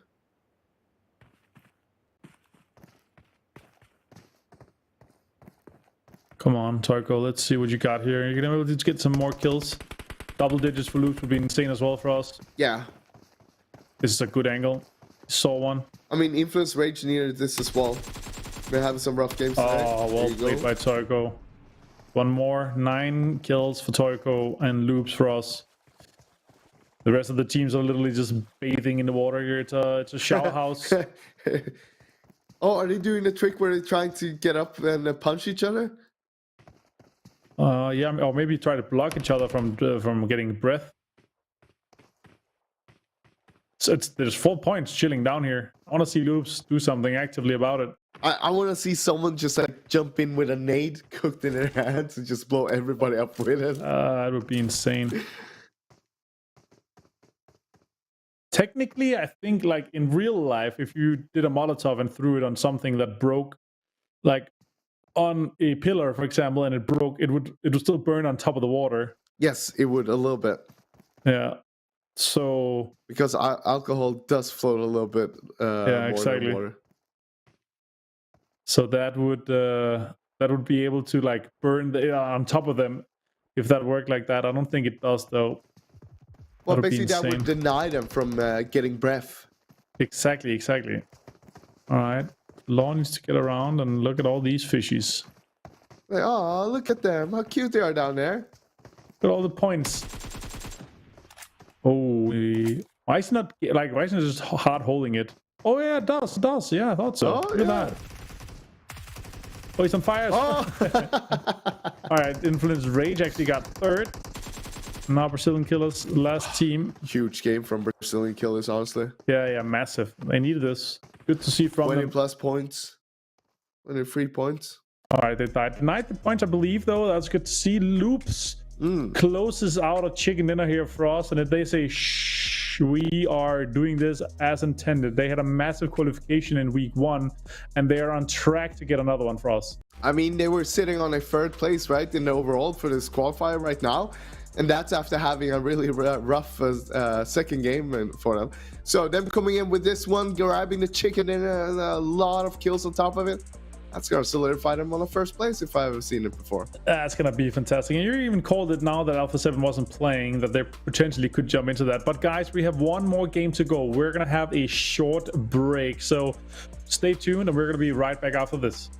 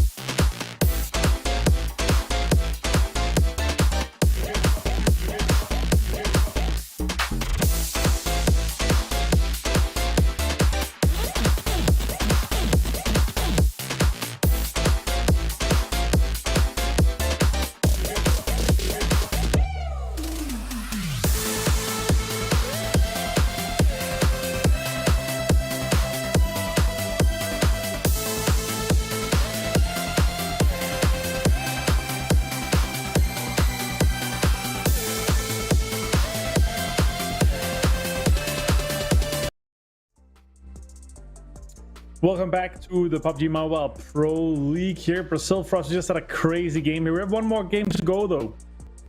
One more game to go, but before that, let's look at the top kills, damage, and assist here. And it's a little bit of even place here. A lot of teams up here, but you know, it was 3 teams that stood out a little bit more than others in this game. Influence, Rage, Loops, Break, Brazilian Killer, sorry. 3 teams that stood out a little bit more than the other teams in this previous one. All 3 of them actually getting a lot of kills and placement points in this one. Pretty impressive to have 6 assists there from Hideki. Super nice game for Brazilian Killers. Another good game for them, and they needed that for us. Yeah, it's actually great to see how much they've stepped up from the last qualifiers. And I just hope that they can keep this up, because this is looking great right now from their perspective. Yeah, the match standings from this last game here, we're going to jump ahead on top of them, see how that shaped up and how many points was distributed. 26. That's the second time today we have a game where 3 teams get in the 20s, but it's 23 plus for 3 teams. The 20s club. I mean, yeah, I think again, the biggest one here is probably going to be Brazilian Killers. But of course, Influence Rage had a few rough games earlier, so them getting 23 points is great to see, but something that we kind of expected, right? Yeah, exactly. And let's take a look at the bottom half of the leaderboard here for us and see how that 4th game shaped up. A lot of zeros, though, not that many points here in the bottom. Quick Revenge is down here with just 1. Yeah. It could potentially have been a really good game for Quick Revenge, but it just it went sideways. Let's put it that way. When they were trying to go for Cube, they were trying to scout it out, but Rice came in from behind and basically just took care of them. Exactly. All right, that's the match standings from this 4th game here. We have one more game to go for us. It's going to be Miramar, of course, and it's going to be nice to see who's going to be jumping in on that one. I'm legit though curious who is going to be our MVP. That is a good question. Yeah, there's so many choices in this one. It's hard to tell. It's Chief. Oh, Chief again. 872 damage as well for us. Second time we see Chief up here today. That kind of tells you as well, right? Normally we don't see Chief up here, but I mean, it's not a bad sign. It's really good to see a little bit of a change of the time, and not always being the same person up there. So great to see that we have some change up there as well. That's a classic for Loops. I feel like though for us is that their players are so evened out that they don't have that one standout player. They're all so super consistent and confident with their playstyle that they're all just, you know, even out and mostly even out on kills and damage and so forth. But let's take a look at the overall leaderboard after 4 games for us, and this is going to be an interesting one. Oh, it's Loops. But look at 2nd place. That's the huge one, if you ask me. Yeah, Brazilian Killers 48. Good to see with 21 kills as well. Very consistent. They're not playing any more games today though, and so are Loops. They've played 4, as you see here. They're playing 4 each day. And Quick Revenge, Brazilian Killers, and Loops is 3 of those teams. The other team is Smoke Esports. They're not playing anymore today. And overall, you know, this last game here is going to be quite interesting because our top leader was kind of stacked in the top, and our middle pack is really evened out. Yeah, and I mean, if you look at this and you say, okay, we have one more game, Brazilian Killers is not going to play this one. There's basically only one team that will surpass them. That would be Alpha 7. I don't think that Storm Inc. or Flamengo will be able to capitalize on this and be able to take take a spot above them right now. It's a lot of points, but I mean, they need a win to do it, but it's not impossible. But at the same time, Brazilian Killers they've been killing it today. Let's be honest. Yeah, exactly. And what about Never Down as well? It's good to see them here in 24 points as well. You know, they are a team that were barely they didn't make it into the league, and now they're here. So same with Flamingo. It's super good to see these guys that are really contesting up here. Our teams that had a rough qualification last week, previous weekend, they are here to show up and play today. Let's take a look at our bottom half of the leaderboard. 23rd, 23 points is that kind of cut off onto that, and 20 is for Ground Zero Mercenaries. So they also had a decent game so far, and a lot of surprises here in the lower half of the leaderboard for us. Yeah, a lot of surprises, but yeah, it's shaping up pretty nice after day 1, I'd say. Like, it's good to see a little bit of a change up in terms of what's in the bottom and what we have towards the top. It kind of shows you as well, like, all right, first week of qualifiers was maybe just a fluke to a certain extent, and all of the teams are actually really good and they're able to actually play much better than they showed us in the first week. Yeah, for sure. Vivo Key, kind of surprised to see them down here. Rise is a massive surprise to see them down here, which is 3 games played, only 11 points. That's a really low score for them. But then again, they did have they can have those bad days. They had a mediocre day on the last day of the league, and now they're starting off in the qualification. I'm not too worried about them though, for us. No, I wouldn't be too worried at all. And it's like, well, you know, it would be very surprising to see if they wouldn't make top 16 after this weekend's qualifier. That's for sure. Yeah, I mean, even if they didn't, I wouldn't be too worried. I think we're still going to see them in the top 16 because they simply just have so many points from the first league weekend, so that like, they're not missing out from not playing one. I think they could, you know, even if they didn't qualify for 2 weekends in a row, it wouldn't matter. I still think we would see them in the finals just due to the fact how many points they got in the first league weekend for us.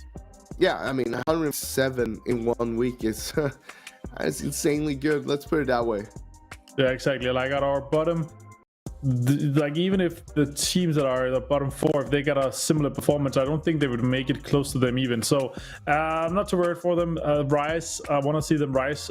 Maybe the last game here, I want to see them definitely in this weekend because they are a joy to watch once they get going and once they get all fired up for us. Yeah, I feel like there's a key component there that's not working correctly right now, and it's the nade god himself, Mythic.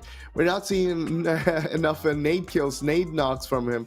And I feel like once we start seeing a little bit more of that, we'll see them rise up again. And you know what? It could definitely be that case. Like if they won that battle with Loops, Rise would have had a good game here. Like, but they were just missing that one player, and unfortunately, it didn't work out well for them with the compound. Loops actually managed to play that compound push really, really well. They took that outer wall. They got a few nade and damages in, and they overall played that compound push really, really well. Really well, but also how they capitalize on having that ground there on the north side and make sure that they push down like someone like Influence Rage from the cliffs there and make sure that they had all of the control there. That is so important, like not just taking that step, the first step of taking cube, but also keep on going after that. And I mean, they took care of, they had the sniper tower on the north side as well, make sure like they had everything covered basically. Yeah, exactly. And for us, we're going to be playing Miramar on our last game of the day here for us. It's the map introduction. The big map, my favorite map personally, just due to the fact of how teams they can move around the map. It's so important to plan out your macros, scout, have those high ground position, and try to see if you can get any better spots for the next circles going forth. Yeah, and of course we saw Brazilian Killers winning the last Miramar game we had earlier today, but they're not playing this one. We're not going to have Loops, Quick Revenge, Smoke Esports, or Brazilian Killers in this game here. But, yeah, I mean, it's still Miramar, and still have Alpha 7, which is, again, their best map. And we saw it in the last one, even though they were struggling a bit, they still got himself a lot of points on this map. So, we'll just have to wait and see. But looking, ooh, this is a rough plane. This is a rough plane. We're coming in from the southeast over Puerto Paraíso, so going all over the western side and ending over Montenegro, south of El Pozo. That's actually a really, really southern plane for us here.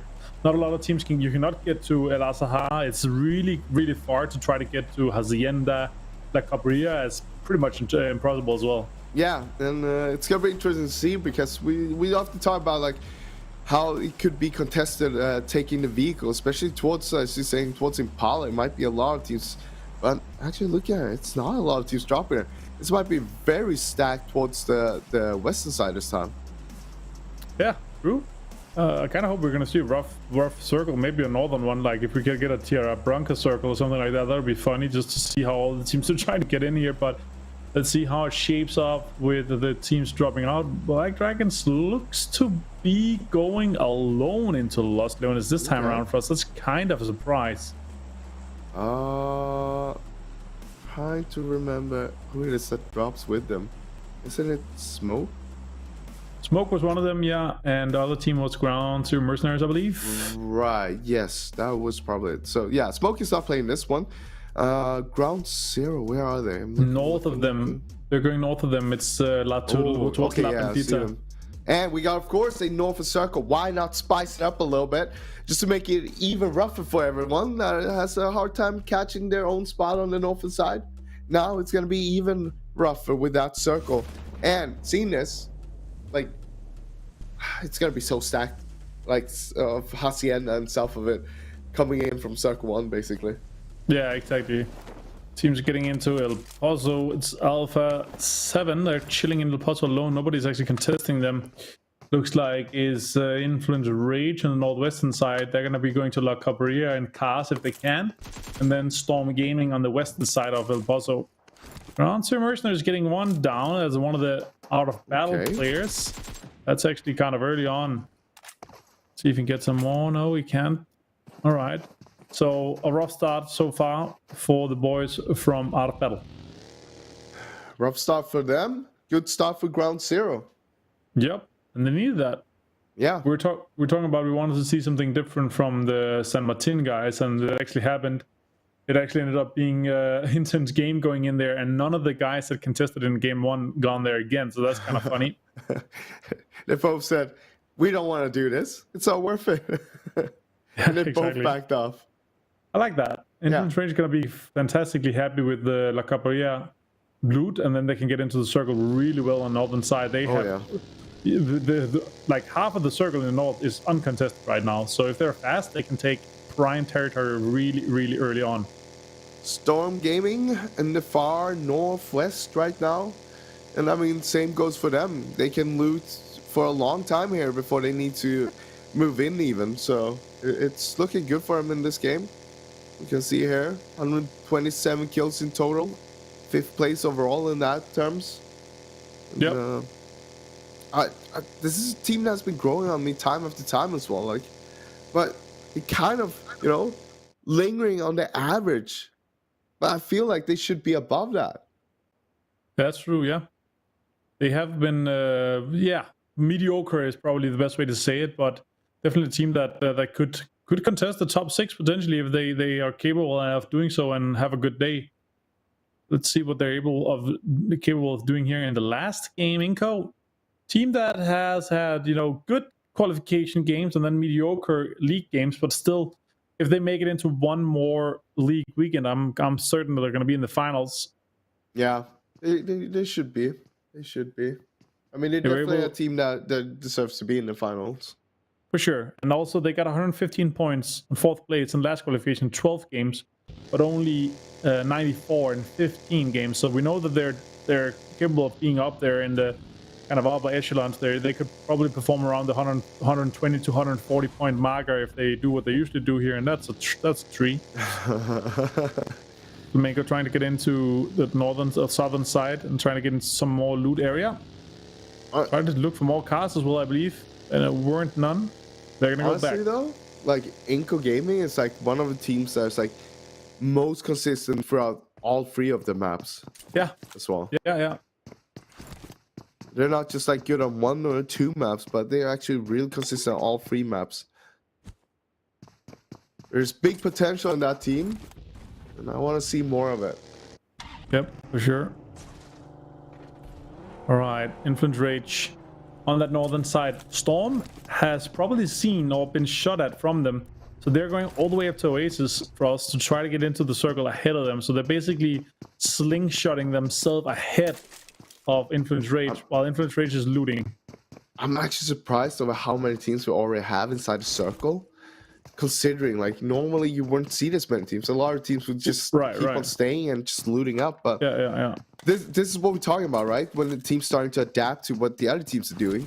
If we were a few weeks back, this was not be the case. People would still be looting outside the circle. Oh! Ooh. Ground Zero finds more here. They are inflicting some more pain onto Out of Battle. You see what I did there? That was nice, wasn't it? I like that. It was one of those, you know, you're like silently laughing, just like, you know, getting the air coming out from your nose. You're like, that was a comfortable little dad joke right there, even though I'm not a dad. All right, Black Dragons, what are you capable of doing here? You need to get into the circle. You don't want to shoot at Ground Zero Mercenaries right now, especially considering, and they don't know this obviously, how much space there is ahead of them. East side is so open up. Yeah. Oh, okay, nice. I was trying to throw a nade there. If you imagine if you what dropped are you it, doing? like there's cover, there's cover. Okay, it's good. I like that. Ragnar, what are you doing here? Nicholas also pushing in. Oh, Talents are they is gonna there. get the revive off before this? Okay. Oh, he got knocked. Nice knock from Talents. Twos him down again. Push Is from he expecting Nicholas. another one? Nice. Oh, he is, Trade. but the trade comes in. Now what's gonna happen here, though? Oh no, Art of Battle is getting involved as well from the look of things. Oh, that is not what you want. Shot coming in. Connecting. No, Bajay. Hi. Good disconnect though. Yeah. Making sure he doesn't get himself knocked. Yeah, he disengaged. I respect that. Disengaged the fight at a really good time there, like that. Yeah. Especially being able to heal and try to re-engage afterwards. Rafa. What can you do here? Hi. Okay, they are really considering the engaged dog is low. Nicholas gonna push, nice shots. Yeah. Gets him down. Black Dragons is taking down the mercenaries from ground zero. It was looking good for Ground Zero coming into this game, but it all fell apart super quick here. With one member standing here, pulls in. Pulls. Oh no, he needs to get that. He's not gonna get the flush. Not happening. Trying. Quick peeks. Oh, but it's not going to be enough. Jump push from Talents. They're actually getting all 4 kills and all 4 players up alive here for us with a full vibe on them, and they're going to be able to heal up quickly, get into the circle. Circle closing slowly now. They're not going to have prior position, but they're going to be fine. Rise is on the southeast side, moving slowly into the circle too. And as you see on the map, it's extremely open the eastern side. It's very congested and around the middle, but it's a kind of a vertical congestion rather than spread out as a circle. Facts. It's going to get Phoenix down. And now soon we're going to be seeing the next circle. Very congested towards the center now. More teams are moving in, scouting. Really good information being gathered here by the teams. This is the result of a very rough plane with a very rough circle on top of that. Right. It gets very congested on a few points where everybody thinks, okay, no one's going to go here. And then suddenly everybody's going there. And because of that, so many people already died. Exactly. Holy flip. Whoa! Proc.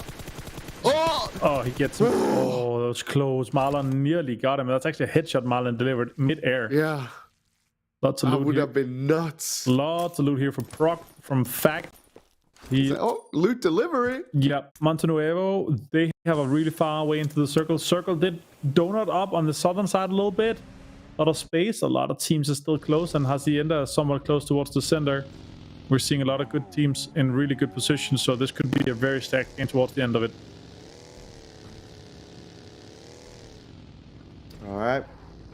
Donut circle. And still very open on the eastern side, though. Not a lot of teams there. Flamengo, the only team on the eastern side. They're outside the circle, but they can freely move in. But it looks like they're gonna try to go for a long rotation through Tierra Bronco and come in from the north side because they expect the team 1-2 to be on the eastern side and they don't want to run straight into it. Oh, look at that replay. Beautiful, nice. I like that. It was so close as well. Yep, Imagine getting him, like jumping out in the flipping call like that and getting him. that would have been insane. That would have been a highlight clip of the year. All right, on the Souls. We know they're capable of doing good things, but they've had a rough day so far. 2 more days to go. We're also playing tomorrow and the day after on Sunday. Exciting stuff for that. Not the only team who's been having a rough day so far either. No, many teams. Yeah. It's a lot of teams on the bottom half of the leaderboard that has had a rough day. All right, Vivo keyed in a sharing compound situation. No. Oh, he's fine. He's fine. Not even needing to do anything from them. Mafiosos Oh, carrying on a little bit. Look, the 4 good compounds north of Hacienda and San Martin is actually contested, and 4 is a full 4-man in all of them. Storm Gaming pushing in close to Flamingo. 4 kills and Black Dragons as we saw before. Full 4 guys alive. Good to see. Oh, Flamingo. GG gets 1. 7 coming in, and dude as well. Oh, the drive-by. Oh my god, he got him. 7. It was actually on the side of it. That would have been insane if that was him from midair. Nice try. The drive-by seat swap. Now he's pushing more. Is he doing it again? Oh, you heard the moves. He paid it. Yeah, he sees another vehicle. Okay. Knows. I have a hunch. That's the info. Maybe. Boom. Went too far. Oh, 20 damage or something. AK coming in. Ooh, red dot though, an MP. Oh, that's rough. Oh, he needs to reload. Yeah, Maxon's gonna go down. And Dudu comes in and goes do, and he's dead. Storm Gaming with a pretty good pull up here. 4 guys alive. Coming in on the northeastern side, and they have a lot of space ahead of them. If they get the circle shift here, they need to rush to the center compound, and it's actually gonna go donut but north. Donut but north side here. Water treatment in center. That is such a rough circle. There's so much.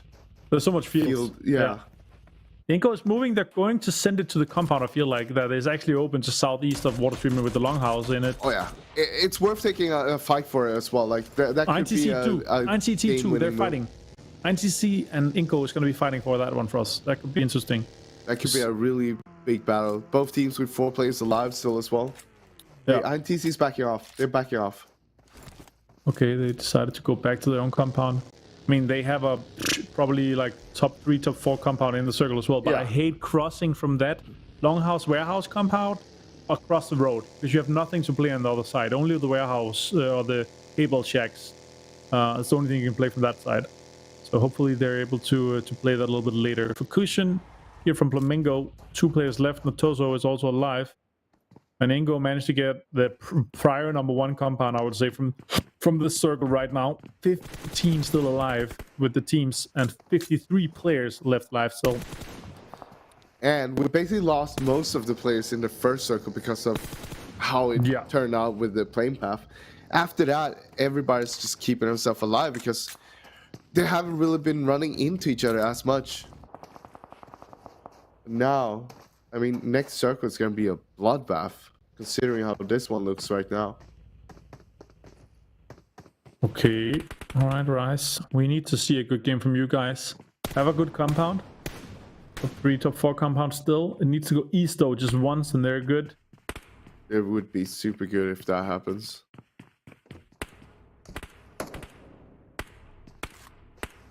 Very evenly spread out on the circle itself with all the players and teams, but again, there's one big name here, Alpha 7 with a big 2-2 split, and nothing too unusual to see them doing a split like that. But that's also a thing, right? They're sitting very comfortable. They can do this kind of stuff. They know it works for them. A lot of other teams who try to replicate it does it a little bit too greedy and can't really get it to work, and they get crashed on and lose players. Yeah, exactly. Oh, Fukushin actually finds one of the Black Dragons members, Martin. All right, that's some warning shots. We know where you are. Yeah, we're like, don't do anything you don't want to do. He's like, oh, well, I know where you are. All right. Now, that one kill there could mean the potential that Black Dragons is not going to crash into them. Yeah, for sure. That could definitely be it.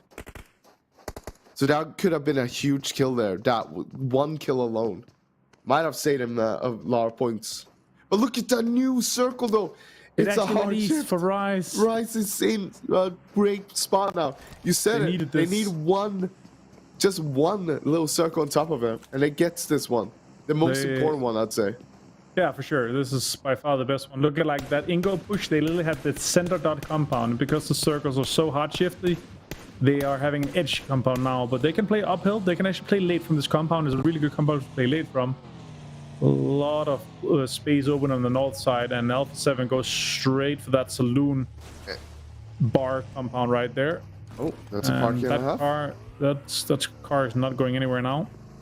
Now, the thing is, no one can basically play between Rice and Inko. ITC is coming in hot here, though. They're probably going to regret this. Or maybe not. Okay. 0. Guess that Nunez needs to hit a massive nade here. Oh, it could be a massive nade. Storm taking shots from Revo. Carrillo takes down Storm as well. Mythic got renaded, so Mythic is out for the rest. A really rough game so far. One of our MVP contenders for us. Yeah. Munoz is now pushing. There's a lot of knocks over here. Shots are coming in. They actually got all of them. That's so important for them. But they lost Mythic Frost. They lost Mythic, which cannot happen in that kind of play. Like, you see them coming in from a distance. You gotta put yourself into a better position where you can't get yourself knocked and get killed straight after. Shots coming in from Mafioso. Alpha 7 actually looking really good in this circle. A lot of control on the northern side for us. That it's typical Alpha 7, right? If they keep this up, they know that no one's gonna come from the eastern side, and they can clear the western side, and then they have the whole northern side of the circle by themselves. Yeah, exactly. Not only are they gonna force everyone to play against each other then, but they're also gonna be just, poking on everyone. Yep. All right. What are you capable of here? You can see so many teams are struggling right now, trying to figure out where do we go into the circle? Where can we even enter the circle? Where can we play from without getting shot by everyone? Exactly. All right, Diego. What do we got for us? Shots coming in from Inko here. Oh. They have a really good entry to this circle as well because they're controlling the whole west side. While all the teams that are trying to play in the fields, they're just going to get shot in the back from them. Infantry Rage. 4 guys alive, 1 kill now for them, controlling a lot of the western side high ground, but also have a lot of teams ahead of them. Insane shots here for us. Yeah, and you can see we're just laying down like flies right now on the southern side as well, not just here on the western side.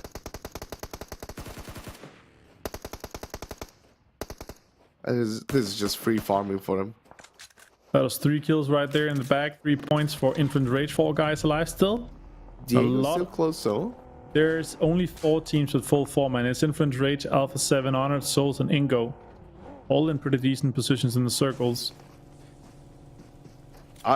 Next circle here is important. If next circle goes away from West Frost, we have 4 teams that's fighting for no territory. Yeah. Goes north to Alpha 7. Oh my. It's unbelievable. Alpha 7 is just laughing right now. Yeah. They're laughing so hard right now. They control that dirt road and the compound with a 2-2 split. They're going to be so good. They're going to be so set in this next circle here. They're going to be number 1 for the day for sure. How many kills do they have right now? Only 1 kill. Nah, there's no way. There's no way. No way they'll break the record. Not in this game. It's just too many teams that is on the southern and western side that will fight each other. Yeah. They won't be able to get that many. Oh, he was... That's a Molotov. He's going to running into that. Oh, no. How is he still alive? It's just on fire. Nade. Oh, nice nade with the bounce. I like that. Re-nading. Confilled a few aces. Shots are coming in. Diego taking down Federal. He's from the side. Revel gone down to Storm Gaving 7. Question is, can they get him up? I think Storm Gaving is... Go back up. I think they're trying to push that for, they need to. Federal needs to get up as well here. It's risky though, going back to that building for the revive. Oh, the nade, vertical. Wall plate. What can they do? Oh, no. It's a little fire nade. This is chaos. Oh, no more nades coming in from the southwest. Is that Diego nading? It's coming in from the back. There's Diego out on the wedge here. Oh, Kowski found him. He got dominated. I think that was Diego nading. It was for sure. All right, Infinite Rage, what do you got here? Show us what you got. Little boy, push in. Let's come in from the side. He gets 2 Psycho. The rest player. Karski down, pushed up. With the bait. Okay. Wait. He didn't push up and... Oh, he got him. Okay. So Federal went down though. They lost Federal because of that. Yeah. That's key unfortunate. For sure. Yep. Alpha 7, they all gather up here in the north, just laughing. They're pointing at each other saying, ha! Look at all those kills down there. Let's see who can get most. Ingo 4 guys alive on the southwestern side here. Now Rise is trying to get into the circle, and Intense Game is just trying to rat and try to survive a little bit on the south side. Mafioso spots. They lost Revo though. This is a massive loss for them because of the split. Yeah. Influence Rage though, with 7 kills and 3 men up on the western side, is not in a bad position at all. No, they're looking really good for sure.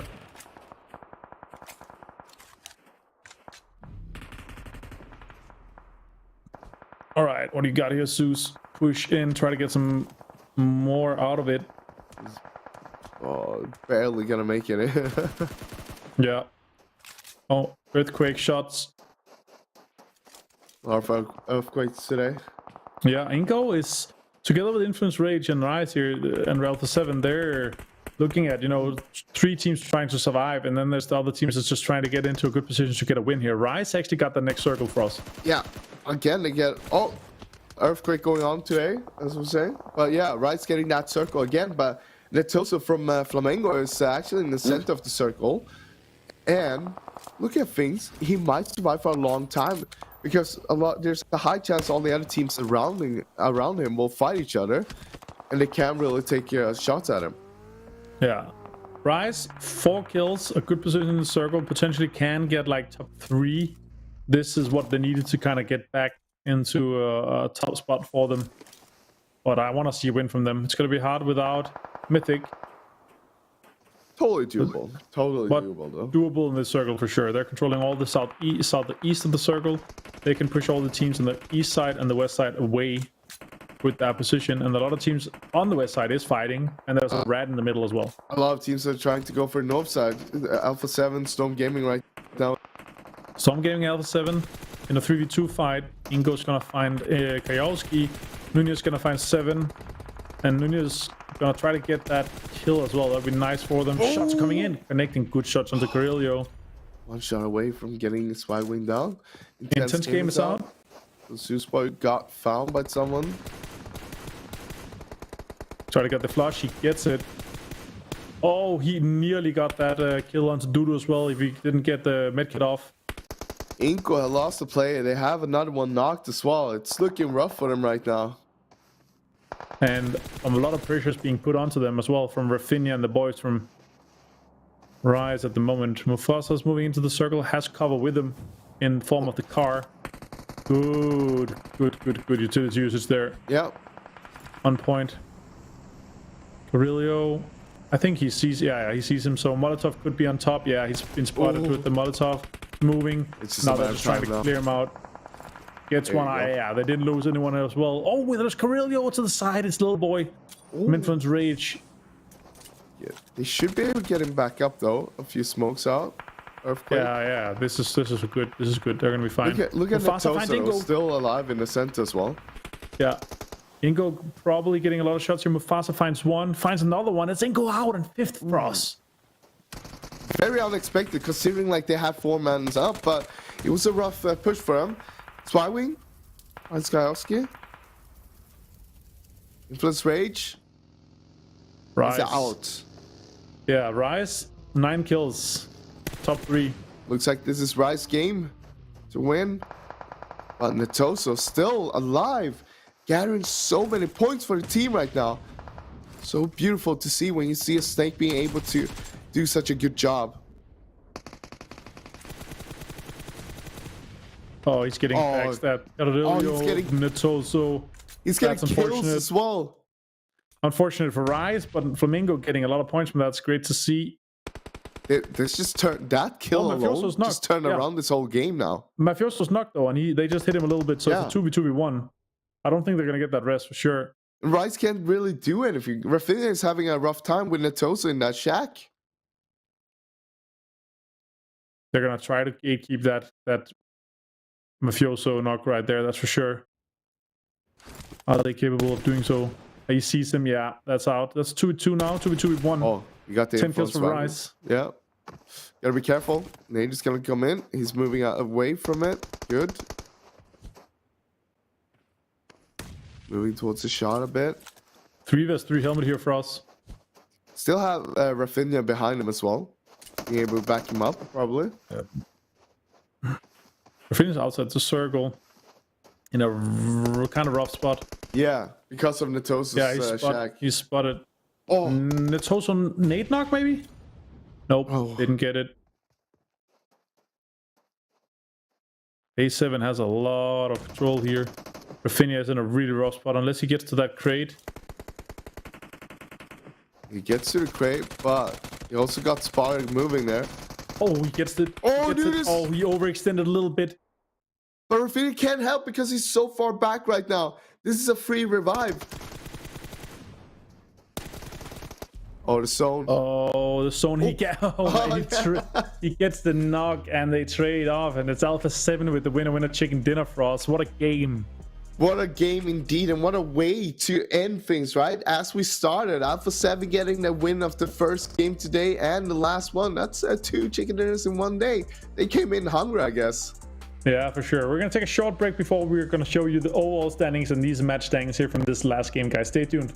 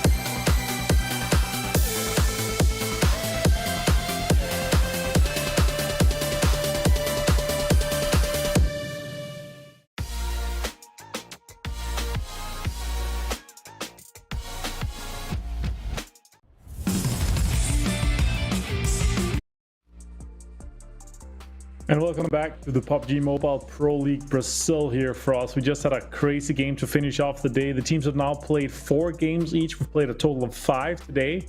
And we're third through the way here of the qualification. This last game though on Miramar had a lot of teams that needed to perform, actually step up and perform as well. Actually, I really love what we saw from Neto. So being a solo from very early on in this game, but being able to do a lot of work and getting a lot of points, not only placement points, but also getting a few kills towards the end there as well to top it all off. So really well played from him. Yeah, and even if Alpha 7 actually lost one of their best players, if not the best player in Revo early on, and they were looking kind of rough with the situation. They were actually a team that had the most players live towards the end, because Rise was only 2, Flamengo only had 1. And I feel like if another team was 4 and they were in a 4v4, they would probably lost that. But because so many of the other teams were bruised and battered throughout that game, they actually ended up winning this game here in the end for us, and they're probably gonna end on top. Nunes getting this knock on Swaglin. It could have gone the other way around if he could have found the last one there as well on Carrillo, because he didn't take a lot of damage. Look at that. He only took about 20 damage taking that first knock. Right. But he couldn't get the second one, of course. And but if he would have gone that, it would have been a win for him. So yeah, it was a really great attempt to try and go for it there. Yeah, and then Rafinha trying to push and get a Tozo from Flamengo out. He actually got him, but then died to Blue Zone himself. So all of a sudden it's just like, oh, that's it. There's 4 left alive, and we were 2 of them, and now we just won. So great to see from them, but a nice game overall here. We're going to look at the top damage leaders. This is Mufasa and Nunez from Rise, but Carrillo with 4 assists for us. First time we're seeing some Rise up here today, and it's great to see because they had a super rough day coming in the previous games, but this last one they got a little bit of redemption. And as you're saying, of course, seeing Carrillo up here as well. It's been a while since we saw him up here on these boards. Yeah, it's good to see Carrillo and Nunez, all the guys that, especially Nunez here. Nunez in second in kills. He's second in assists. Almost gets himself a triple MVP, but it was close. But good to see Rise have a good game in the end of the day here for us. They really needed that. Yeah, also, of course, Nunez getting into the 1K club there as well. Yep. Great way to end things here today, I guess. Yeah, and the points from this last match here of the day, the 5th overall, but the 4th for the guys. They're swapping out, of course, with the groups. Rise is going to get 23 total, but Alpha 7 only has 5 kills for us. Only 5 kills, but I mean, it came down to how they were playing it out, right? They were playing on the northern side. We playing like they were splitting up a lot, taking a lot of ground there, and just keeping it for himself. And they knew, well, we're not going to get a lot of kills, but this makes sure that we have a high chance of winning the game instead. And as we always say, it doesn't matter where you're getting points from, placements or kills, as long as you're getting those points. Yeah, and the bottom half of the leaderboard for this last match here will show us some teams that have had a rough day. Vivokeed is one of them. Black Dragons had a one decent game, but is now on 9th here for this one for us. Any other surprises on the bottom half of the leaderboard? No, I'd say it's been pretty decent. Like considering what we've seen today, it's kind of expected from today's performance, at least. Yeah, of course. All right, that was the match standings, guys. So we're gonna be taking a look at the MVP very, very shortly to see who's gonna be. And I think it's kind of gonna be Nunez here. Yeah, it's gonna be Nunez. 1K club, 4 kills, 3 assists here for us. Yeah, also, of course, like we saw him there in the attempt of grabbing the game for himself there towards the end, because he couldn't really get any help from Rafinha because he was stuck there with Netosa in the shack. But yeah, great play from Nunez. It's great to see someone else on Rise up here as well, because normally it would be another play, it would be Mythic, but great to see some other players up here as well from Rise. Yeah, and also only 90 healing on 1,000 damage. That is pretty damn impressive for sure. That's good to see here. And I think we're gonna have the top killers of the days ready, just to see how many is gonna be ready for that. Just not yet. We're not ready for that yet. We're gonna be ready for it just in a second here. And obviously with the teams that's coming in, the overall standings, we're gonna look at that first. Alpha 7 for us on the very top here with 66 points. That is just 19 points short of all the points that they had in the last qualification. That's quite impressive. That is quite impressive, but also, of course, grabbing 2 chicken dinners in 1 day is super impressive. But on top of that, you gotta give it up to Loops, of course. Only 1 chicken dinner, but still so close. Only 8 points away from Alpha 7 there. And, I mean, 28 kills on the board from both of those teams. That is huge. Yeah, exactly. All right, the bottom half of the leaderboard for us. Let's see how that shapes up. And the 3 teams is actually going to be on single digit after 4 games. It's rough to see, but I mean, it's the first day, 2 more days, so there's still plenty of room to come back from that. And I mean, we've seen people be able to do that, but I would be a little bit worried if you don't have a great start coming in tomorrow, seeing that teams are not just on double digits but also on 20 plus, and they're just gonna keep on going away if you're not gonna be able to make your good games yourself. Yeah, and the top ranking MVPs here, we're still looking at Mythic. But he did lose a lot. Rero is jumping a little bit up to it, and Cardoson jumps into that 3rd spot for us. Yeah, I feel like it was just a matter of time, considering today's games, right? Influence Rage didn't have the best of games today, but on the other hand, Loops, they've been super consistent, and as you can see right now, all 4 of their players right now in the top 10 as well. Yeah, that's super impressive, and unfortunate for Federal, he jumped out of that, but Law moves into 8th place, and that's good to see from Influence Rage. Very dominated by our top teams right now. Rise, Alpha 7, Loops, and Influence Rage are the 4 teams that we're expecting very high things for. Yeah, it's as you're saying, very expected to see these players from these teams up there. And I mean, I don't think it's gonna change too much, but who knows? Still a long way to go. Yeah, exactly. And that's actually going to be it from us today, guys. We are back tomorrow, same time, same place, with 5 more games. The teams are going to be playing 4 more each. And we're going to be saying thank you for Realme for joining us for this event. This is PUBG Mobile Pro League here in Brazil. We're going to be back tomorrow. See you then, guys.